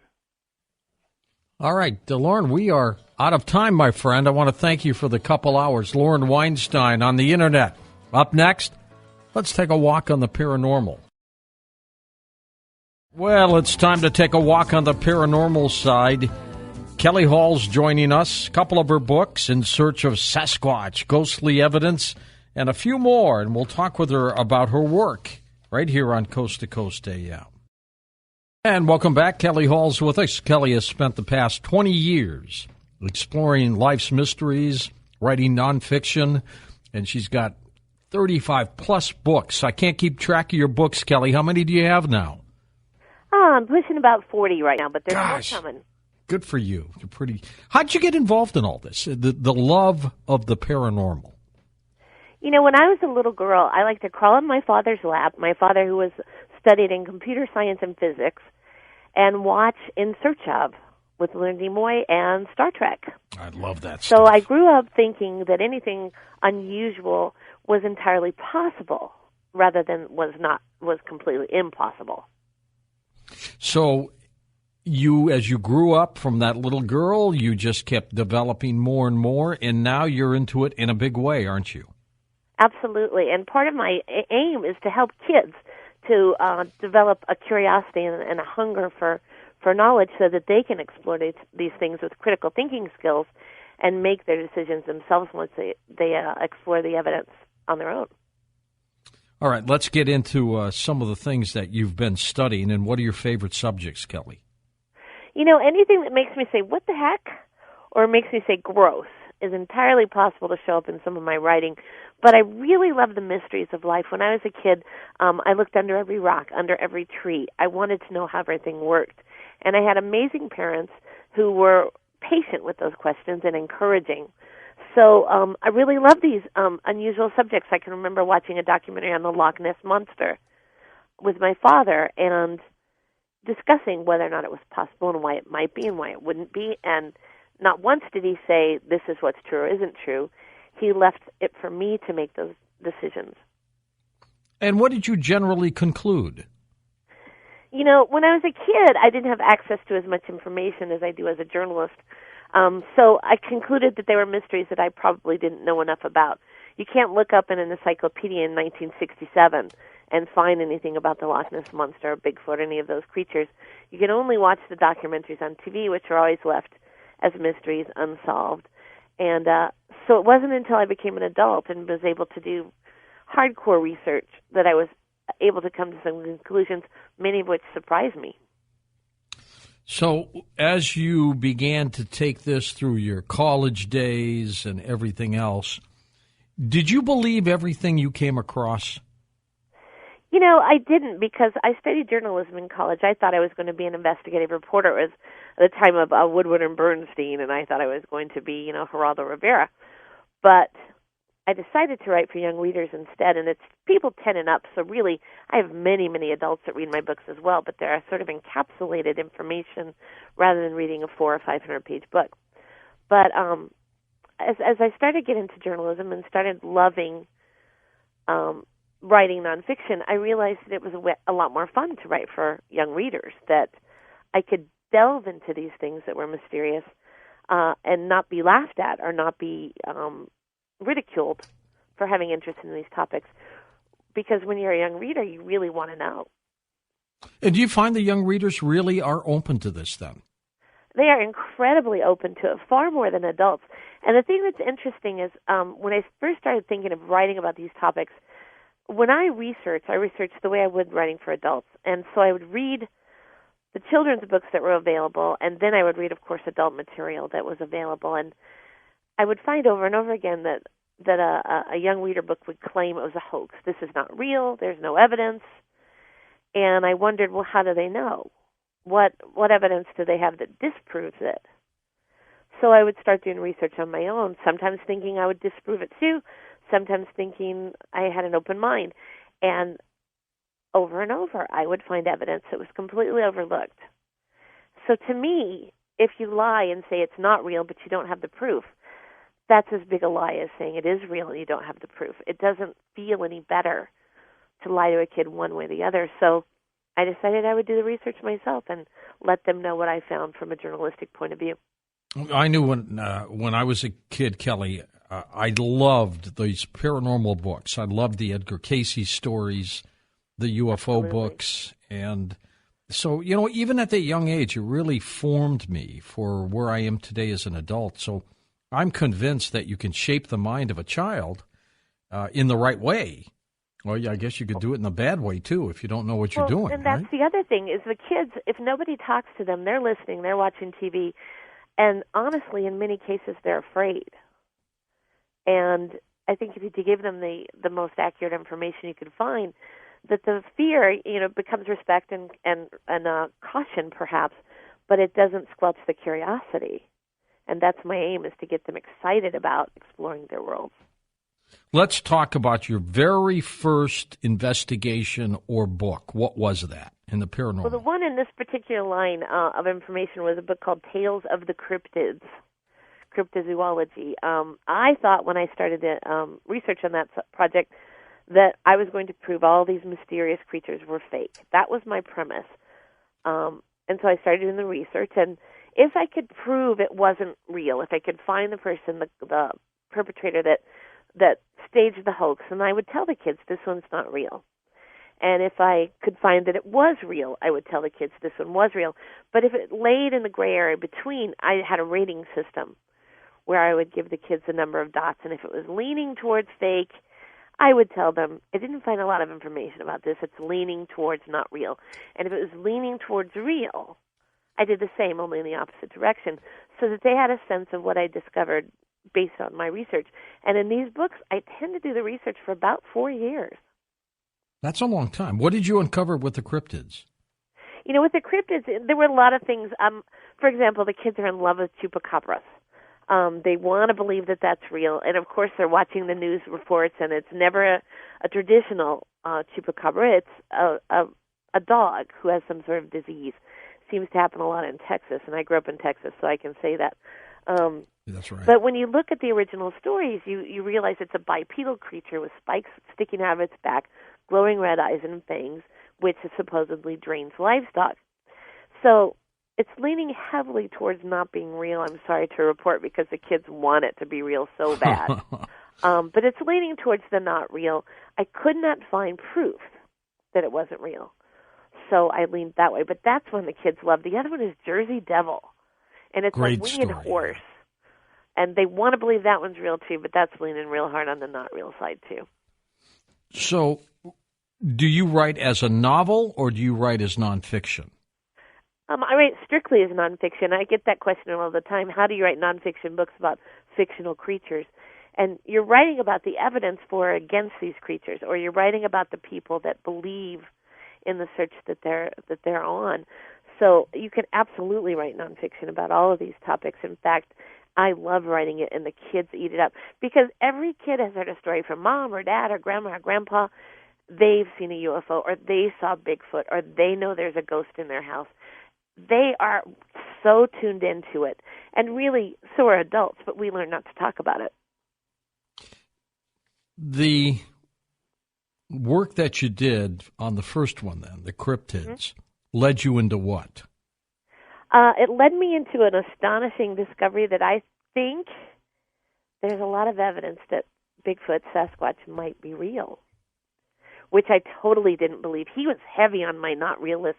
In fact, that was a crusade. I was going to prove all those Bigfoots weren't real.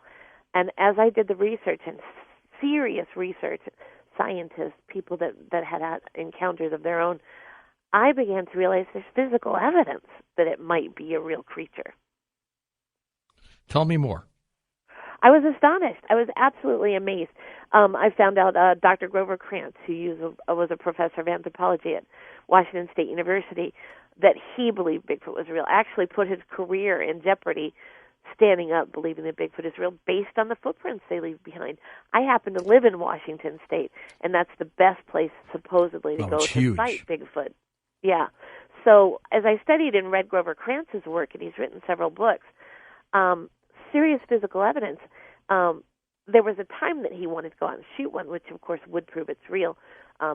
People are leaning against that, at least in Washington State. It would prove it was real if we shot one. I kind of hope we don't. But I was really amazed. That could happen. You know that. There's a lot of people out there that would take a shot at Bigfoot. Oh, of course, and perhaps would be justified in their fear. But that's another thing that I found out, that you see the television shows, and sometimes they report an attack or some sort of aggressive behavior, but any animal, and we're assuming this is an animal, at least I am, or some people want to think it's a hominid, a prehistoric man, in which case same thing goes. Any animal will defend its young. So if there's been aggressive behavior, they were probably concerned about some young one that they didn't want to be invaded. But there's so little evidence that it's an aggressive creature that it would hurt anyone. If it had actually hurt people, you would hear about it all the time. It's the same arguments for saying if he was real, we would have found him by now. And it works both ways. Yeah, we don't get a lot of reports that Bigfoot or Sasquatch attacks people. Not a lot, though. We've had some reports that they've been kidnapped. People have been kidnapped and lived with them for a while, haven't we? Yeah, there's one story of that. And there's actually here in Washington State, there's a whole group of people. I went to a Bigfoot conference in a place called Richland, Washington. And there are a group of people that believe that their social interactions with Bigfoot, that if you're calm and patient and quiet and give them gifts, that you can actually establish a relationship. And there are people here that say they have that. They say they don't bring reporters, people like me, in to see it because they don't want attention. They're afraid that their Sasquatch friends will be hurt. What kind of gifts would you give Bigfoot? You know, there was one story of apples. People always give them apples, and I imagine sweets are probably kind of a favorite of any animal. But there was one story of someone who left a rubber ducky on a stump, and their Sasquatch friend took it and left it back, and took it and left it back, but apparently really enjoyed that toy. Huh, a rubber ducky. That's what they said. If it were me, I'd probably leave Twinkies because it happens to be my favorite. You know the film, the Patterson-Gimlin film, right? Did you know Bob? I did. I've met him several times and had some amazing conversations with him. He's a very credible witness. What do you think of his work? You know, I think, and I talked to him, it was interesting, that same Richland conference, they were celebrating Bob Gimlin. He was the guest of honor, and he gave a keynote speech, but he and I also sat at the table together. I had given a presentation on whether or not kids like Bigfoot, and of course, duh, is the answer. They love Bigfoot. But he was rather delighted with the presentation that I gave, that they were young people that were excited about this topic. And so we sat together at the table, and we were talking and having a lovely time, and he told me all about how it happened, how he didn't want to go, that Roger just wanted to go camping, and he was the only one with a car and a horse trailer, and so he finally gave in and took him up there. But he really had no intention of finding Sasquatch. That was Roger's thing.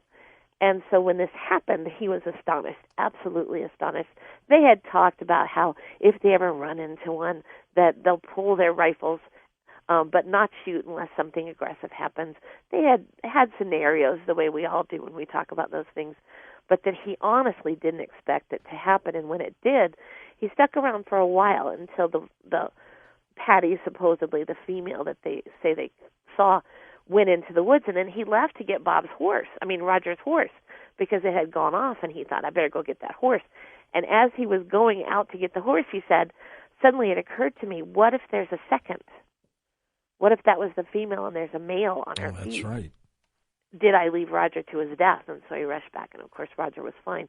But he's an incredibly amazing witness, and so understated, and so... So you think he was credible? I do think he was credible, and not everyone I've interviewed has been credible. There have been some things that I found suspect, and not so much that I would discount their beliefs in it, but that I couldn't put it in a book. Favorite Bigfoot story? What is it?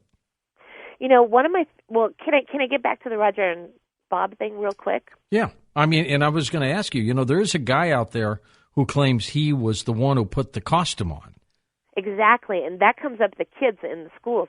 Remember, I talk to kids 10 and up, so these are kids that are at the peak of their curiosity, the peak of their gaining knowledge, and not discounting it as fake. And they said, what about the guy that, not only the guy that claimed he was in the suit, but there was also supposedly a deathbed confession, that Roger on his deathbed confessed that it was a man in a suit and it wasn't real. So when Bob and I were talking, I said, I hate to bring this up because I don't want to upset you. You're here for social reasons, but I got to ask you. The kids ask about the deathbed confession. Did Roger do this? And he said he got visibly irritated, not so much at me, but at the story. And he said, you know what? I saw Bob the day before he died, and he could barely get a sentence out. He was in so much pain. But you know what the last words he said to me were? And I said, no, Bob, I'd love to know. And he said, when I get better, we'll catch one. Does that sound like a deathbed confession to you? And, of course, to those people who don't know what this is, this was a film taken in 1967. Right, from Northern California. Northern California, that's right. And they were, as you just mentioned, a lot of scientists have looked at that, and they concluded that this creature is likely to be non-human, in spite of the person who said he wore the costume. Patterson died of cancer in 1972. He always contended that this was real. And Gimlin has always denied that it was part of a hoax. Well, you also have to remember what costumes were like in 1967. They weren't like costumes today. In 1967, the best costumes were from Star Trek. Yeah. And we remember how incredibly fun they were, but not so realistic. Certainly no dangling appendages that indicate female gender. Didn't happen on costumes. It was certainly not something on the muscle tone that you can see in the costume. And so it's a remarkable thing and very, very interesting. Part of what made me evolve to thinking that it might be real. Now, in terms of your favorite story, what is out there? Story as far as Bigfoot? Mm-hmm. I this didn't make it into the books because I talked to this gentleman later. He actually had me on his little talk show. But this man is from New York State, and he went on a Georgia Bigfoot hunting excursion. And I wasn't clear on whether or not he believed when he went, but I kind of think he was going to go to play with the cool toys, the night vision goggles. What person wouldn't want to go and play nighttime camping? So they went looking for Bigfoot, and he had on. He was walking back to his truck for some reason from the campsite, and he thought he heard a bear behind him. And so he had grape Gatorade in his canteen. So he dropped the canteen on the trail, thinking it would dissuade the bear from following him. He'd want that sweet nectar. And so he kept walking, and then when he got to his car, he walkie-talkied the guys at campsite and said, I'm going to sleep in my truck. Do me a favor, pick up my canteen when you walk back. So they radioed him and said, listen, we've got your canteen. Do you want this turtle shell too? And he said, what turtle shell? And he said, well, we found your canteen, but there was a turtle shell sitting on top of it. And he said, well, is the Gatorade still in it? And they said, no, it's bone dry. And their theory was that Bigfoot drank the Gatorade and left him the turtle shell as a thank you. As a little gift. I love it. Okay, stay with us, Kelly. We're going to take this quick break. Then we're going to come back with more to talk about your latest work, which is Ghostly Evidence. That's always a favorite here on Coast to Coast. Kelly Hall's website, wondersofweird.com, which is linked up for you at coasttocoastam.com. So we'll be back with her next hour. We'll take some calls with her, too. Our special guest, Kelly Halls. We're going to talk next about her latest work, Ghostly Evidence, Exploring the Paranormal. So get ready for that ride on Coast to Coast AM. And welcome back to Coast. Kelly Halls with us. Kelly, the latest book, Ghostly Evidence. Tell me about this one. Well, Ghostly Evidence came about for about 7 years.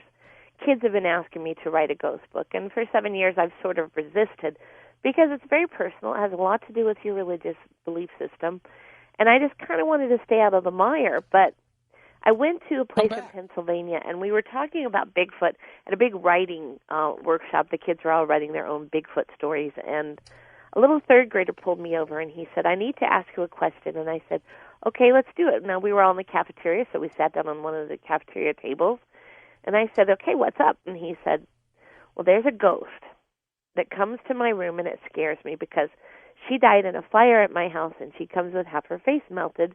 I don't know what to do about it. And I said, well, when I was your age, I had something called night terrors, and I did. My dreams were so vivid, they always felt incredibly real. And he said, no, these are not dreams. This is real. So now at that point, you have to decide, are you going to discount him like everybody else in his life has probably done, or are you going to take him at face value?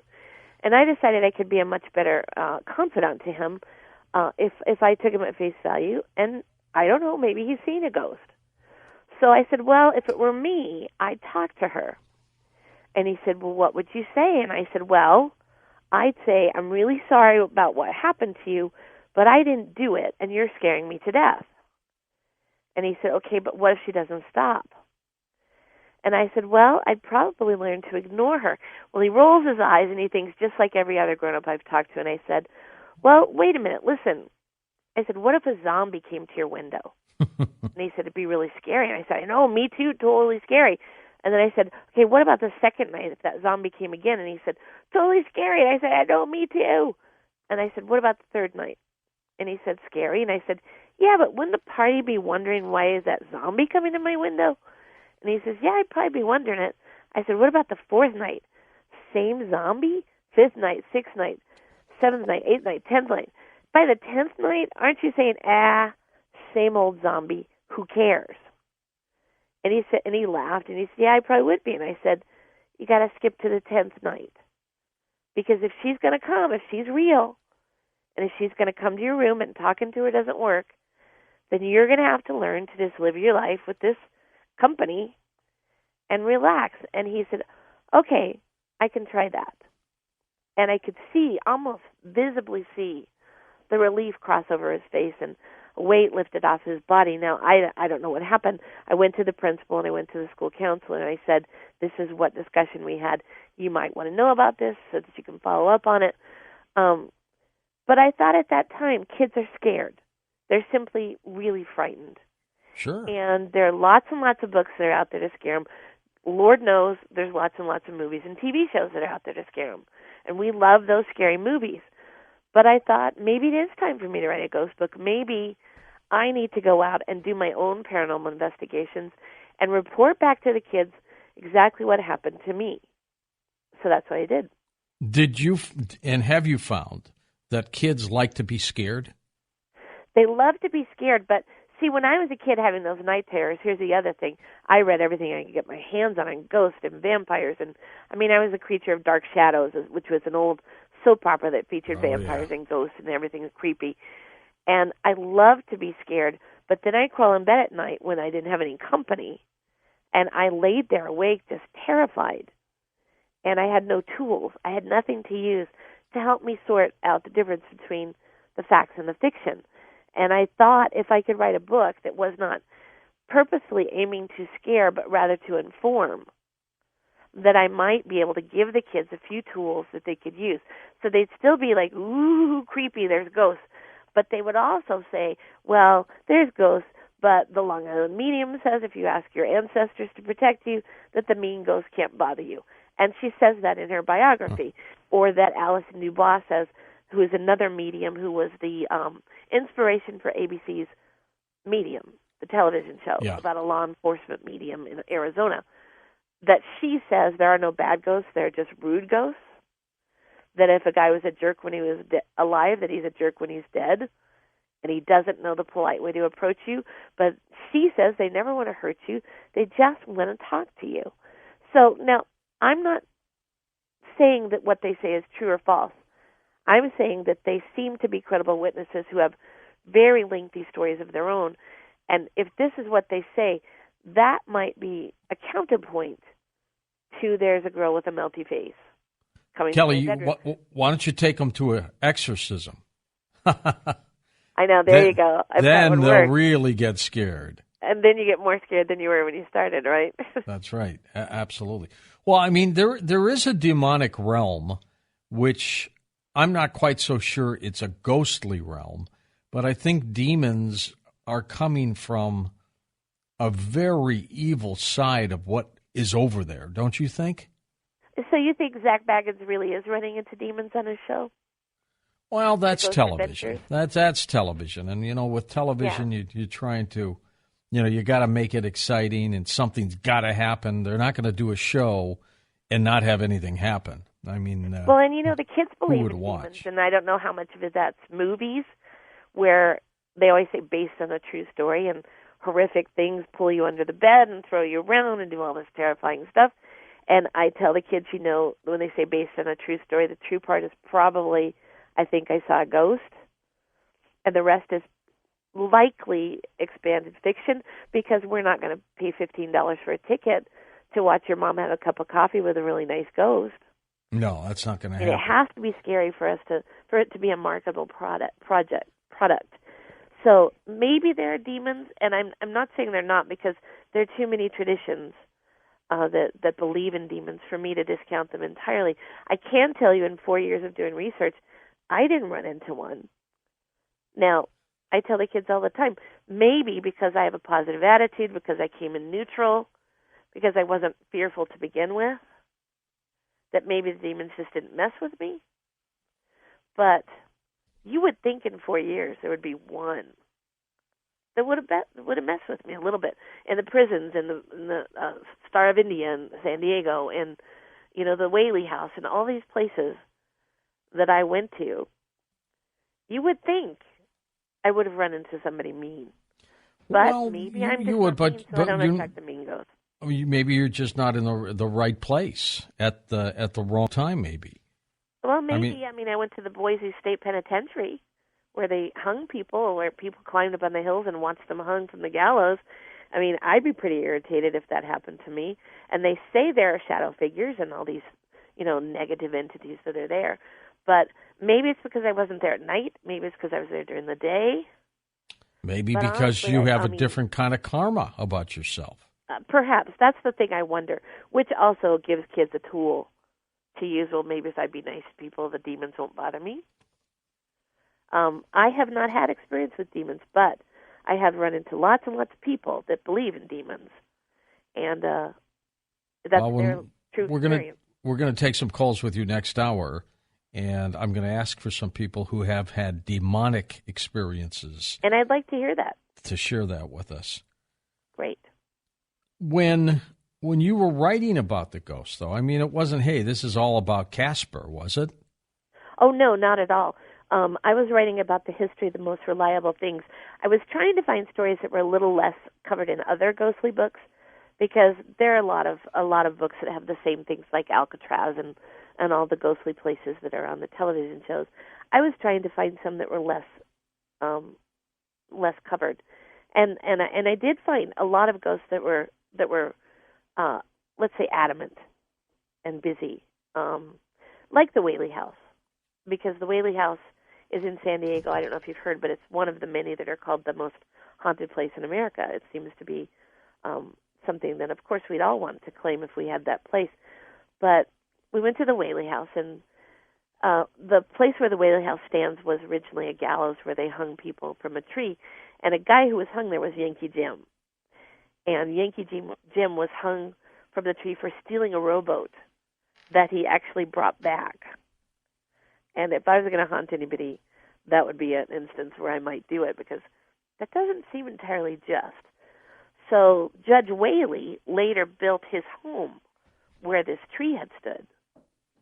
And so they had a lot of unfortunate accidents, a lot of people that had passed away in the house and that are said to still haunt the place. Now, I didn't have a ghostly experience while I was there, but I did interview a docent who was dressed in period clothing based on when the Whaley House was built. And she was actually a physicist who took the job after she retired, because when she took the tour of the Whaley House, her daughter said, "Who's that little girl?" And she said there was a little girl sitting in a chair in one of the rooms.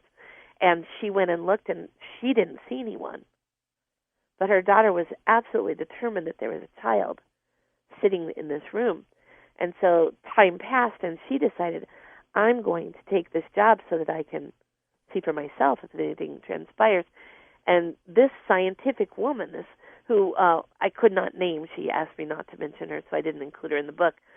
But she said that she'd had many ghostly experiences, including supposedly they have a dog and a cat ghost that haunts. Yeah, that can happen, I think. Oh, yeah, I believe that, too. And she said there was a man who was a doubter, and he was very, very sarcastic about these so-called ghosts. And she said, well, the dog just ran into the bed not 20 minutes ago. Maybe if you look under the bed, you'll see the dog. So he got down on all fours. This was before they had partitions, so you couldn't go into the rooms. And he got down on all fours and said, come on, puppy, slapping the floor, acting like, he's calling for Rover. And he jumped up in a fright, bolted out of the room to the hallway. She followed him out and said, what happened? And he said, nothing. And she said, that's not nothing. What happened? He said, the dog licked me. Well, that's a great story. And that's something that's tough to deny. And, of course, there are more things. There was a suicide in the house. There was a child, I believe, that died of a fever, if I remember correctly. And there were supposedly hauntings of all these Judge Whaley's cigar smoke being smelled. I guess Regis Philbin had an experience with Whaley's wife appearing to him. Well, have you found, though, that most hauntings or apparitions that show up are caused from those who have died violently? Would you say that's the case? It does seem to be the case in the research that I've done.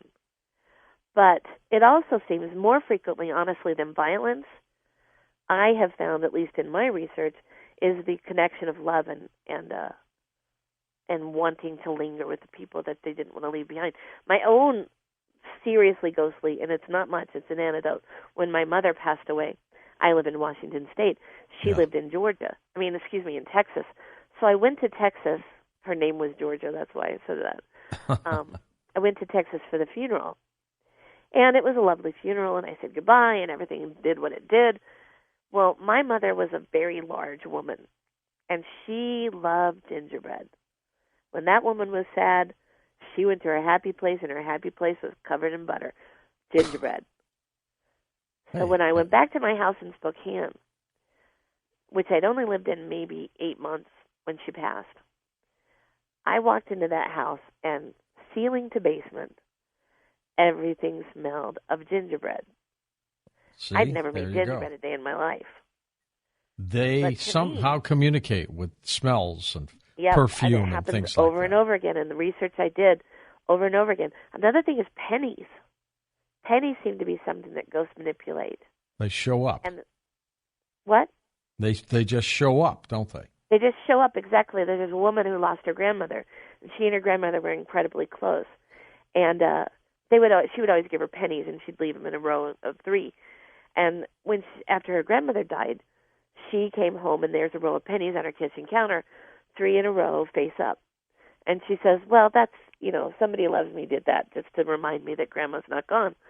So then she went to work the next day, and her office was locked. And when she went into her office, there on her desk, 3 pennies in a row, face up. So she said, that's not funny. That's cruel for someone to have done that in my office. She thought it was a sick joke, right? Yeah, she thought someone was just, thought it was funny to do this to her.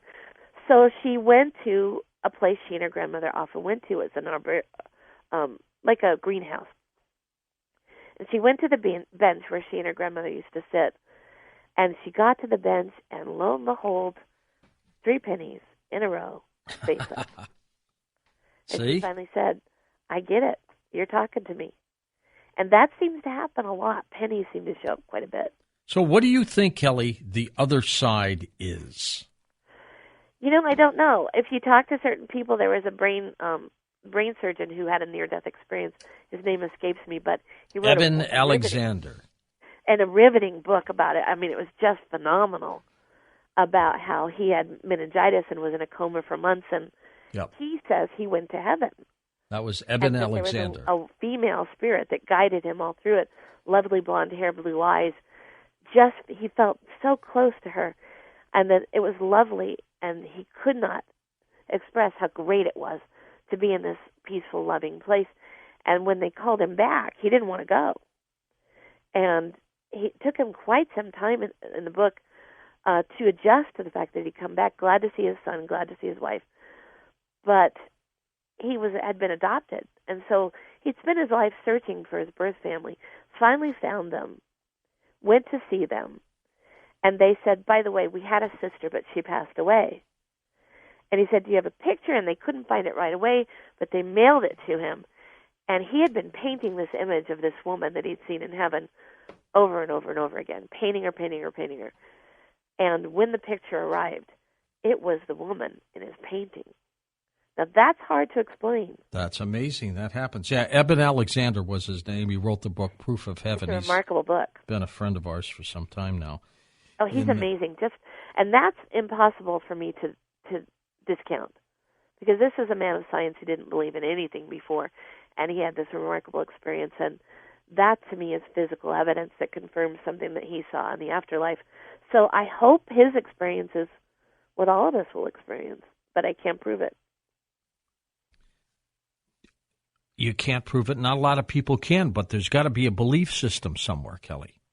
Well, there is a belief system, but there's also, there's an element of science that could be followed.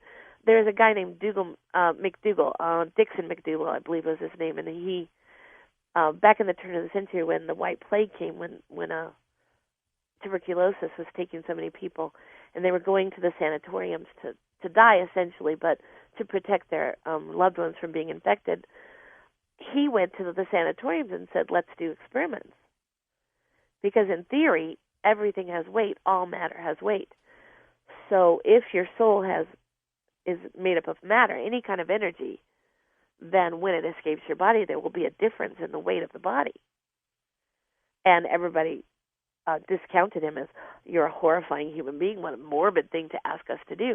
But he finally found one sanatorium that would allow him to do it if he could get volunteers. And he got 6 volunteers.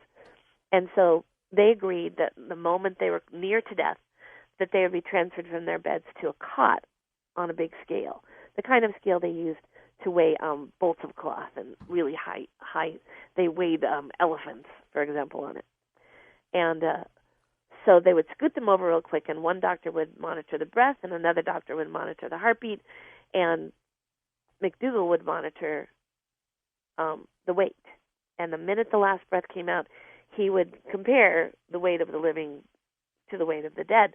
Now, 2 of them didn't work out. One was just a malfunction in the scale. One died before they could get him on the scale. But the other 4 had a difference in weight. And he concluded that the weight of the soul was 21 grams. Yeah, that's a great story.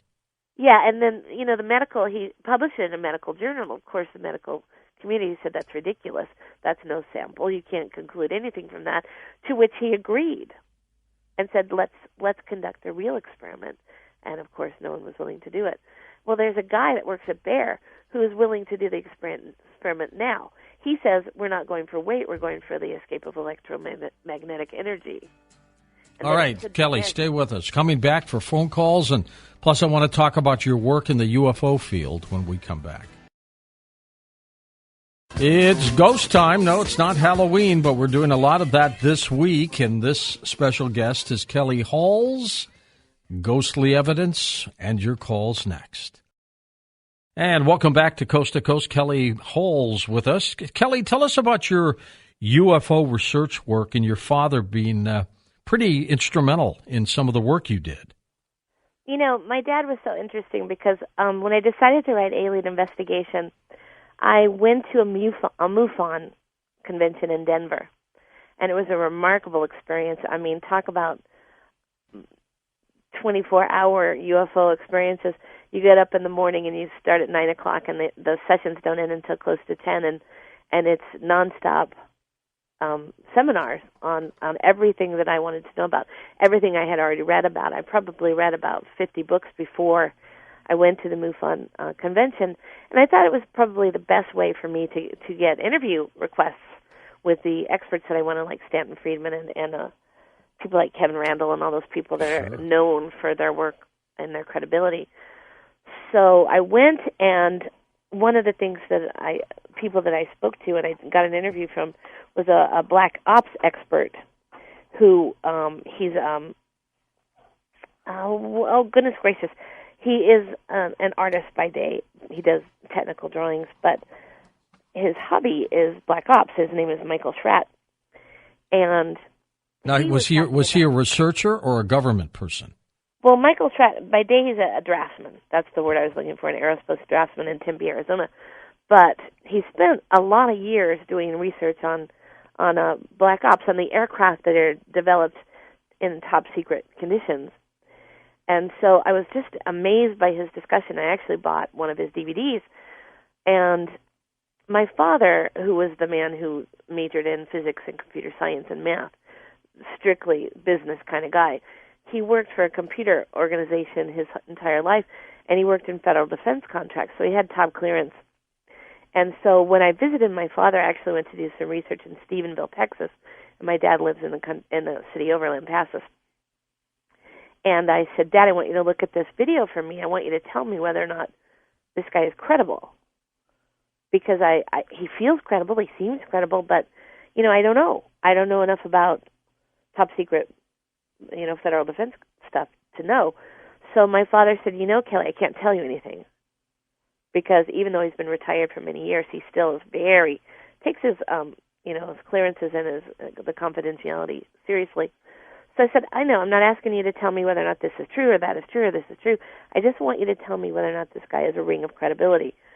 So my dad sat there, and I watched him the whole time. He watched this 45-minute DVD, and he's watching, and he's looking, and he's putting it on pause, and he's going over and looking something up in the computer because he's 83 years old now. He's older, so his memory was failing a bit. So he'd go and look something up, and he'd come back, and he'd say, continue, and he'd keep watching and keep watching and keep watching, and he'd say, you can put him in your book, is what he said to me. So he couldn't tell me specifically, but he could tell me that he was basically on the right track, that this was someone that I could feel comfortable in putting in my book. It was remarkable how many things that are mistaken as unidentified flying objects, and really are unidentified from a more traditional point of view, we don't know what they are actually top secret aircraft. But when you eliminate all those, then you have everything that's left. And even if it's 10%, 10% of 1,000 is 100. What have you concluded about extraterrestrials that were indeed being visited? There's so little evidence for the actual beings.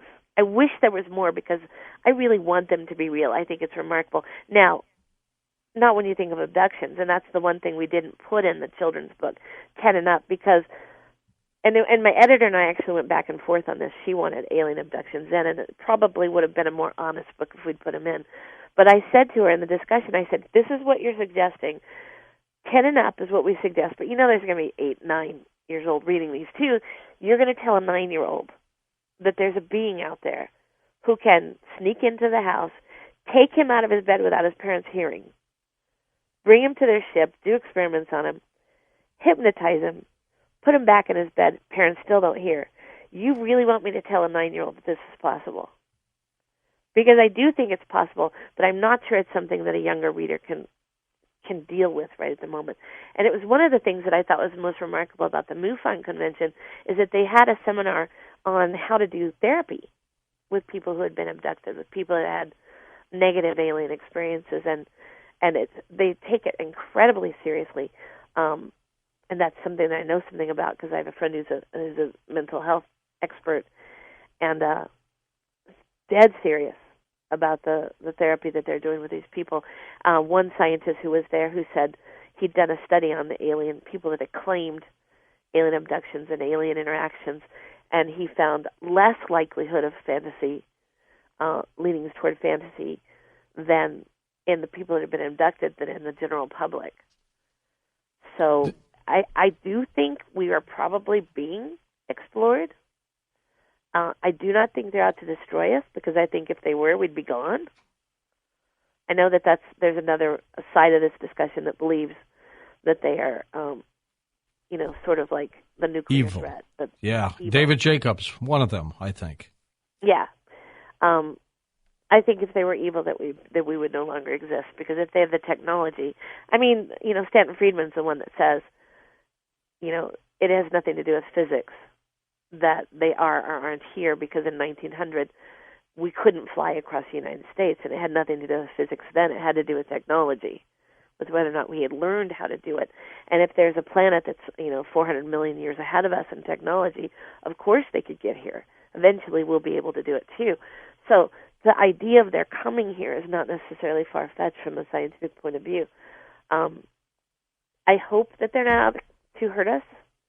I don't know that they're out to help us either, because they might have helped us.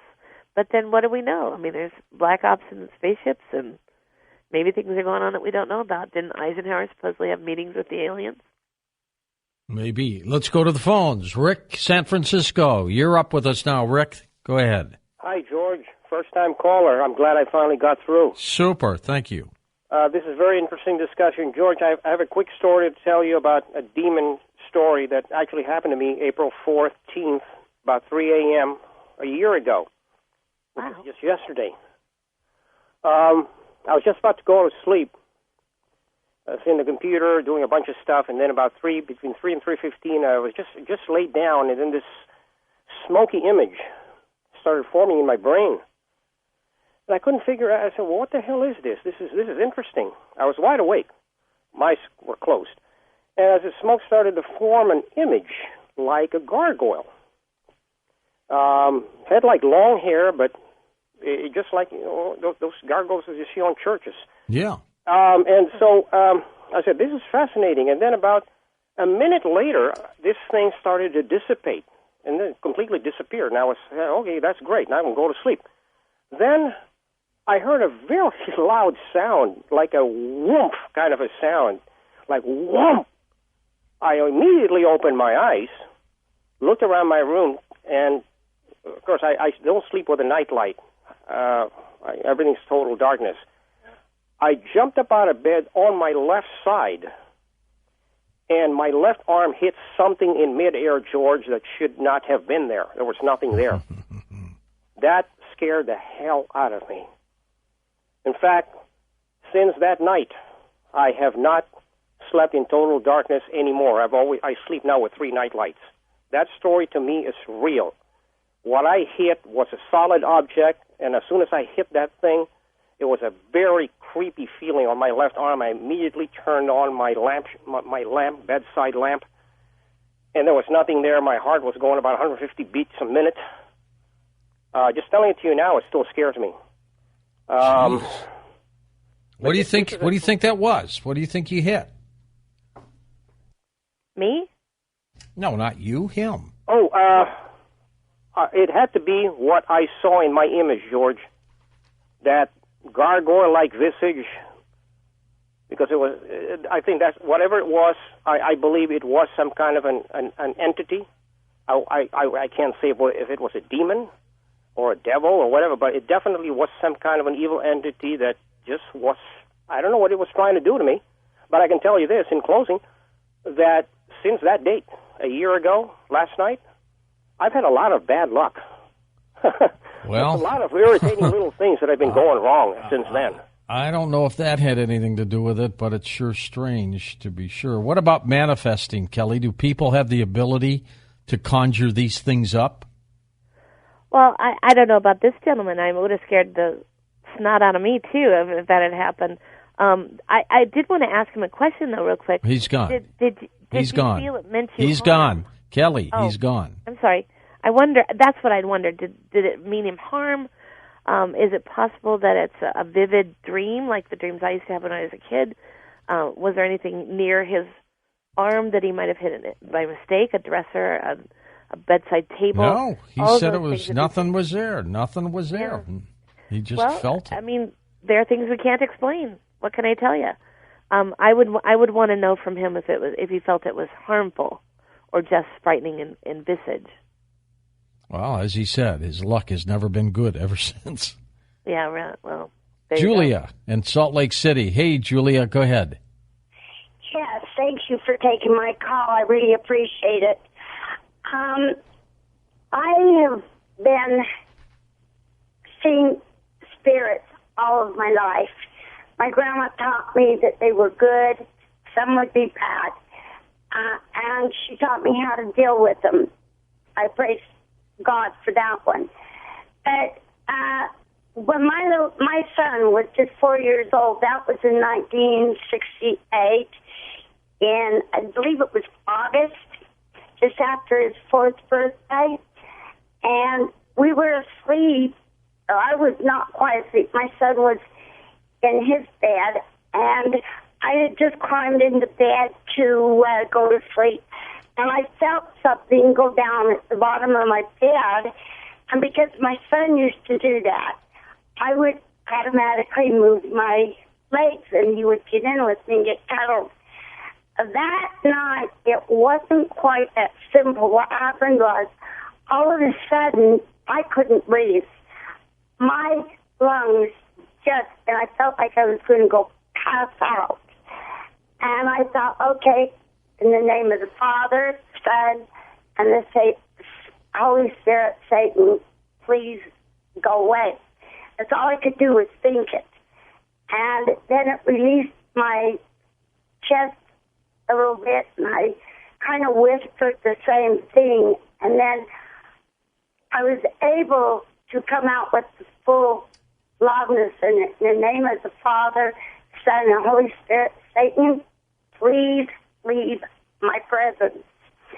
And this was because I was trying to decide if I should go to a different church than what I had been going to. And it was a whole week from that day. It was a Saturday night. And a whole week from that day, and I called my cousin and said, do you think you want me to go to church with David? And she says, why? And I says, do you want me to go with you? And she said, yes. And that Sunday, I went to her church with her and her children and David. And after that, my home was just peaceful. Well, that's pretty good. These things happen. Kelly, have you experienced any of that as a journalist? As a journalist, no. I have not had any of those experiences in all the investigations that I did.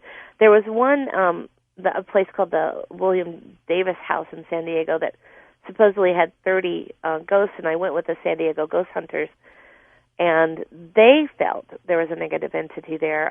We were using an obelisk, which is a machine that is programmed with some 5,000 words, and the theory is that the ghostly entity can pick the words they want to use, and it was just babbling on, saying just random words, and for the most part, and then at some point it said devil, and the paranormal investigator put a halt to everything and put on a cleansing spell, is what she called it, saying that this was a negative energy and they needed to get rid of it real quick and that she knew how to do it, and honestly, I didn't feel any negative energy. I felt the same as I had. I showed up at 9:30 at night and left at 2:30 in the morning for that particular research trip. And they were wonderful investigators. I thought they were very credible, but I didn't sense a negative energy. She did. Now, it may be that she's more sensitive, that she's been doing this her whole life, and that she can notice things that I can't. That's possible. But I can tell you that I didn't feel any sense of harm or danger. Just I sat and watched because it was fascinating. Maybe you've been lucky. Is that possible? Maybe I have. Maybe I have. Or maybe you have to believe in such things before they can have an impact over you. You know, I could see where if you have a strong religious faith, and I'm not saying that I don't have, I do believe in God, but maybe if your faith is central to everything you do in your life, which is not a bad thing, maybe you're more likely to be tempted or harassed. Are you more spiritual than religious, Kelly? Yes, far more. I am more centered on being a decent person and trying to do good in the world, trying to solve problems than I am and worried about problems being inflicted upon me. So maybe it's just a different energy. Let's go out to Fallbrook, California now. Tom, let's get you before the break. Go ahead. Yeah, George, you and I have talked a few times. I'm the guy from JPL. Yes. I had mentioned. Yes. And, you know, I've really got a fairly scientific mind. I approach everything scientifically. But I had to put down my cat named Phoebe about 6 weeks ago. She ended up with cancer. Oh, and the third of my cats to come down with cancer in the last year and a half. So I had to put her down, and it was just tearing me up. And I was trying to think what could have I done to save her, etc. Now, let me tell you about Phoebe. She had really distinctive clown markings with a clown face, black and white, very unusual look to her. So there's no mistaking Phoebe. And she used to play with me by rubbing her paws on the carpet. She'd take off and go hide in another room. I'd go find her. She'd rub her paws on the carpet, take off for another room. That's the way we used to play. So anyway, I had to put her down about 6 weeks ago. And 4 nights later after I had her put down, I went outside about 2 in the morning with the porch light on because there's a feral cat that I've been feeding just to help it out. Sure, good for And you. I walked outside of my porch, and I looked, and the feral cat was not there. And I looked to my right, and 5 feet away from me was Phoebe. 5 feet. I could have reached out and touched her. She was not a 9-year-old cat. She appeared to me as a 1-year-old cat in perfect health. And she sat there looking at me, and I sat there looking at her for about 10 seconds while I got my heart restarted. And then I looked at her and I went, hey.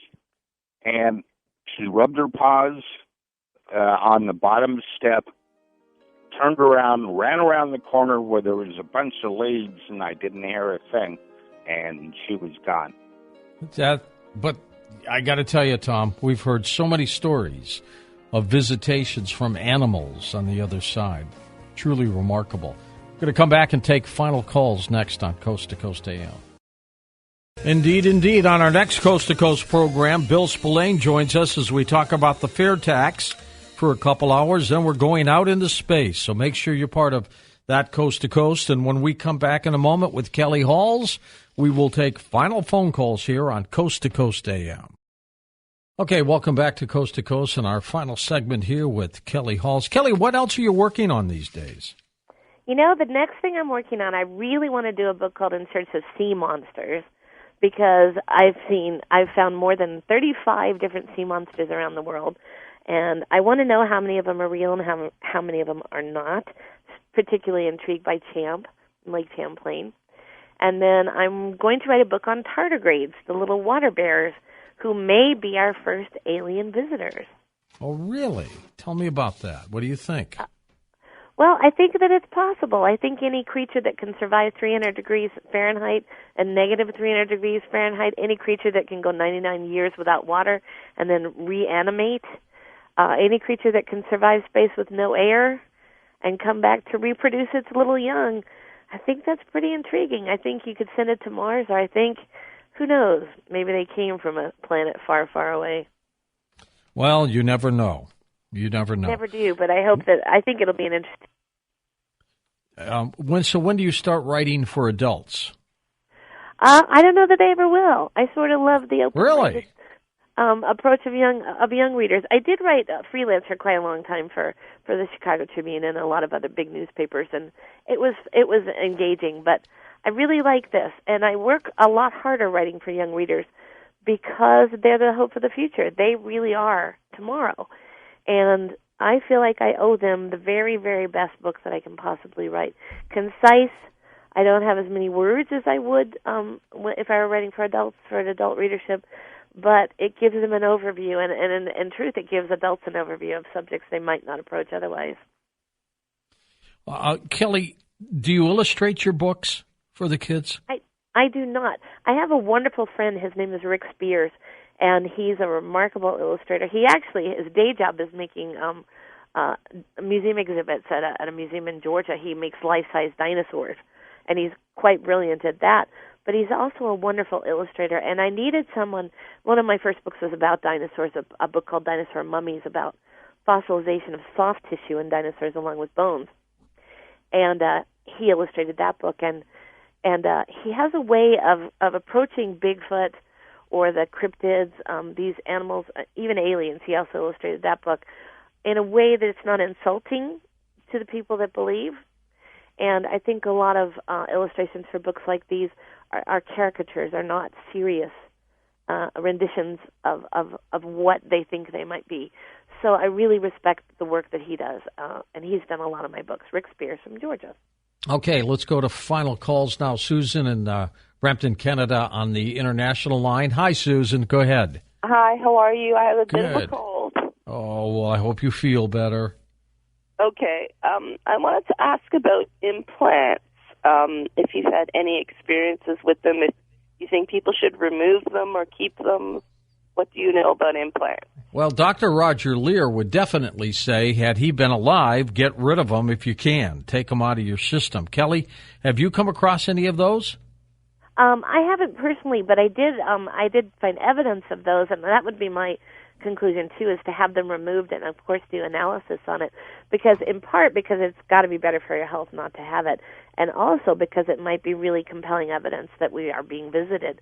So I would definitely have it removed, but I would keep custody of it too. I'd make sure it landed in your hands if it was removed. Closest thing I ever had is at one point I noticed a mark on my body, and I don't know if you remember, I'm a woman of a certain age, so I used to the polio vaccines, I think polio, the one that they press the 5 needles into the flesh of your arm, and it left you with an imprint of all these needles.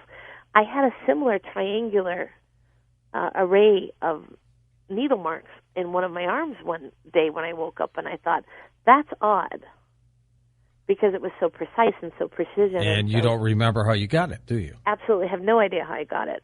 And so I wonder if maybe I had an experience.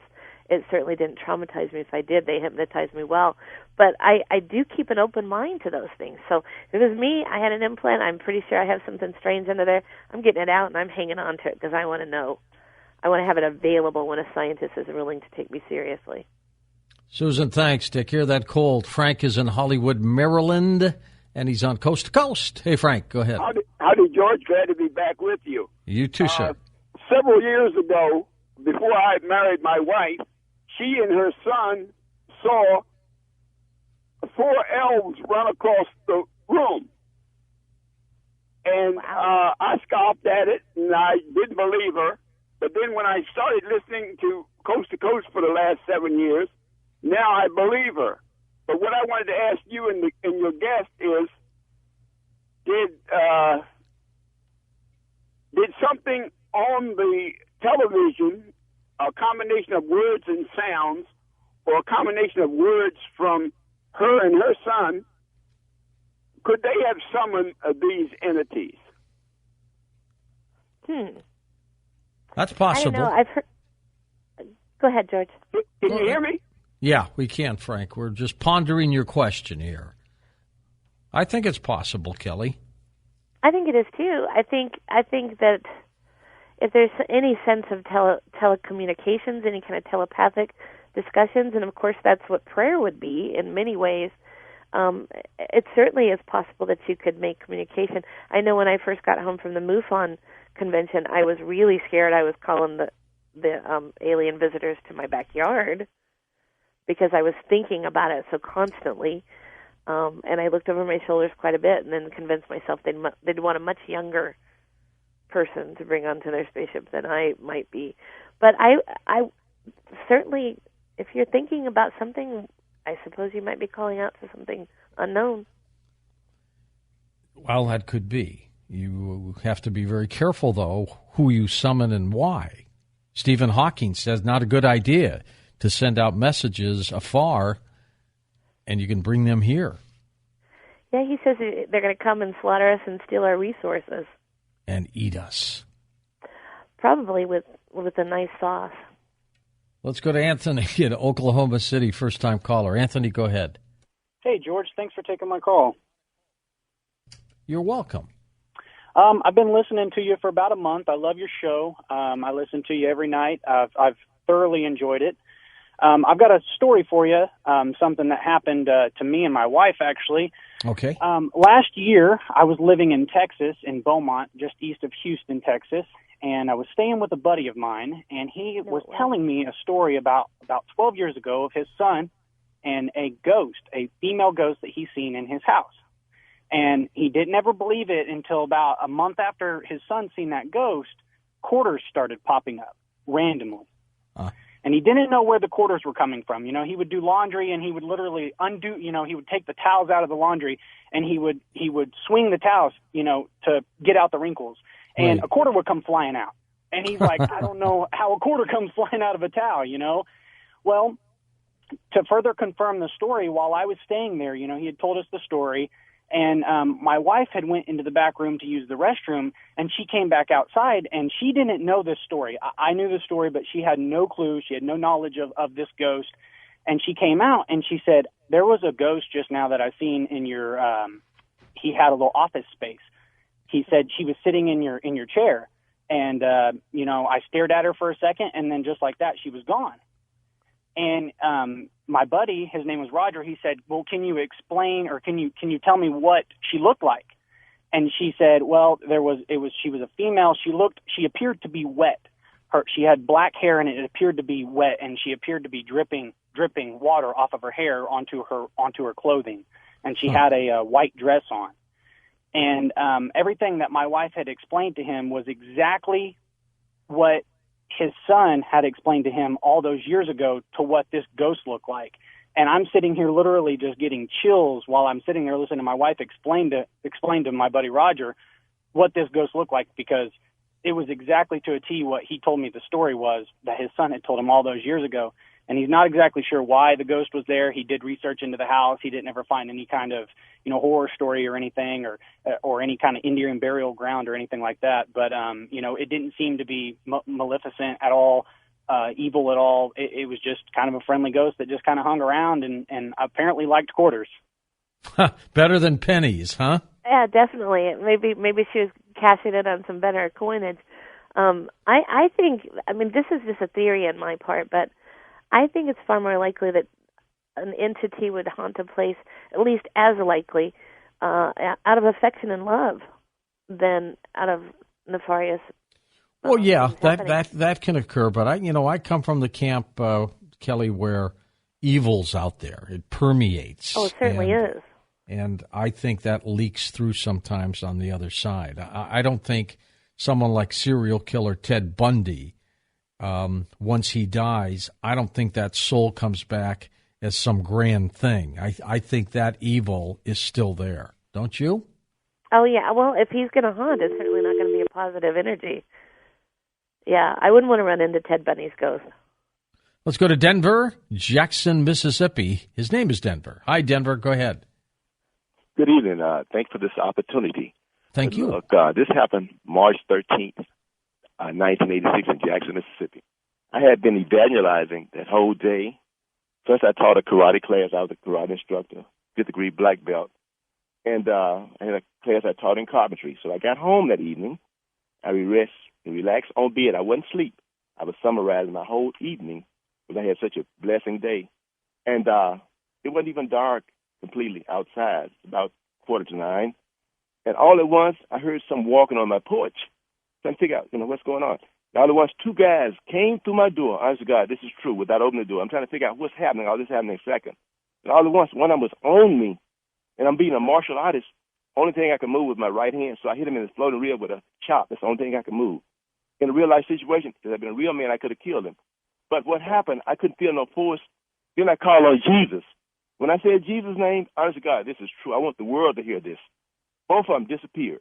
But this is not the first time I had to call on Jesus' name to get those kind of forces off of me. But this time, I saw people.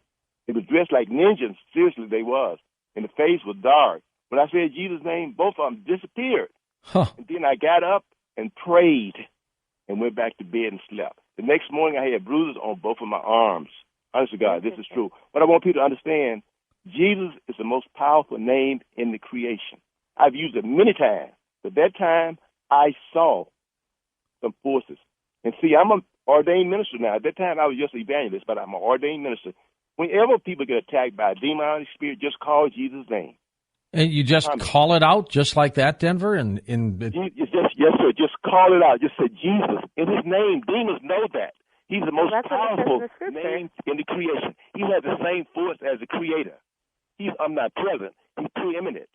He's omniscient. See, Jesus can simultaneously comprehend everything in creation at the same time. Well, I've heard this before, that using that name works. I guess, you know what, when you're in that situation, you better try it, huh? Oh, you're going to try any ammunition you've got, and that's as good as any, isn't it? Yeah, Denver, thanks for the story. And Thank you. It's interesting how it's changed his life, too. Ted's in Detroit. Welcome to the program, Ted. You're on the air with us. Go ahead. Howdy, George. Hi, Ted. And hello to your guest. I would like to just relate a brief bit of information to your guest, because you asked for challenges to perhaps it would be viewed as her belief structure. I'm a recently retired Detroit police officer. I am was made aware of God throughout my life. I thought I was saved. I was in backsliding mode, shall we say. But to get to the point, the times that I have run into the face of pure evil, I don't know if any of your listeners are familiar with Detroit, but it is one of the most ungodly cities, not because of its citizens, but because of the culture that has thrived there. And I have looked into the face of evil, young lady, and let it be known that it is real. It is real. I was born there, Ted. Yes, I'm aware of that, George.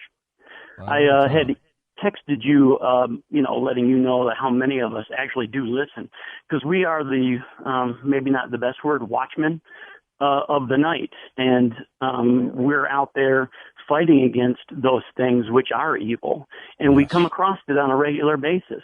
And for no disrespect to suburban police officers, but I would say... Hold on, Kelly. He's talking. Sure. Go ahead, Ted. Oh, I would just say that working in any type of a suburb does not give people an idea of what real evil is.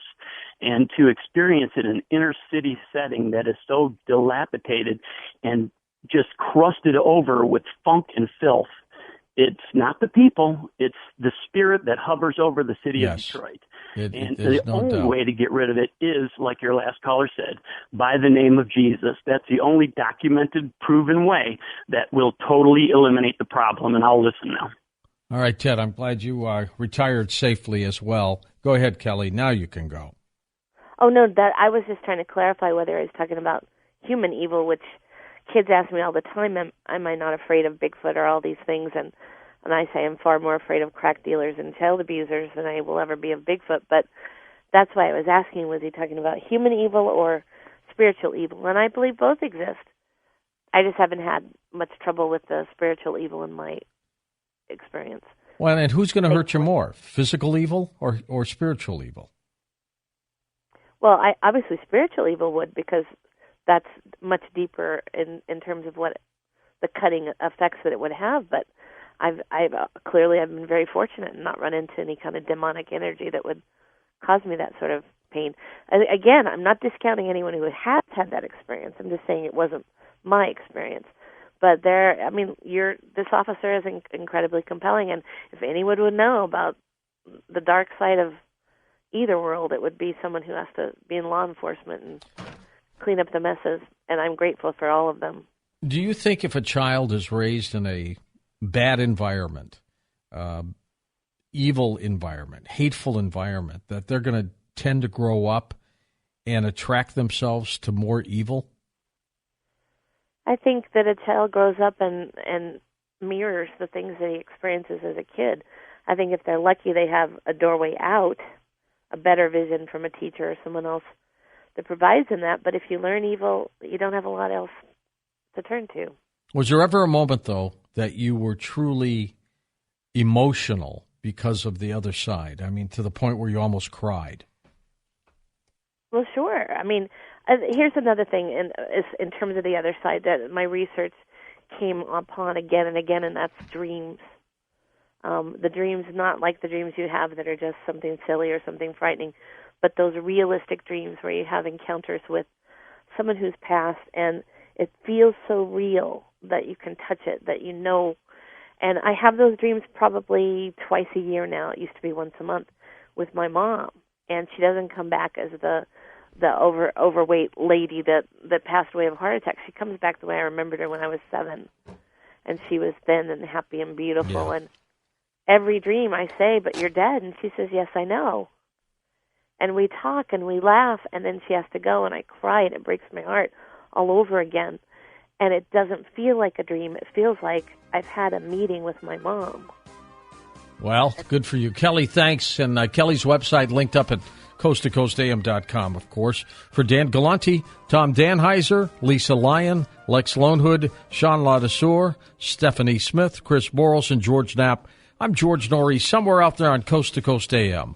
We'll see you on our next edition. Until then, be safe, everyone.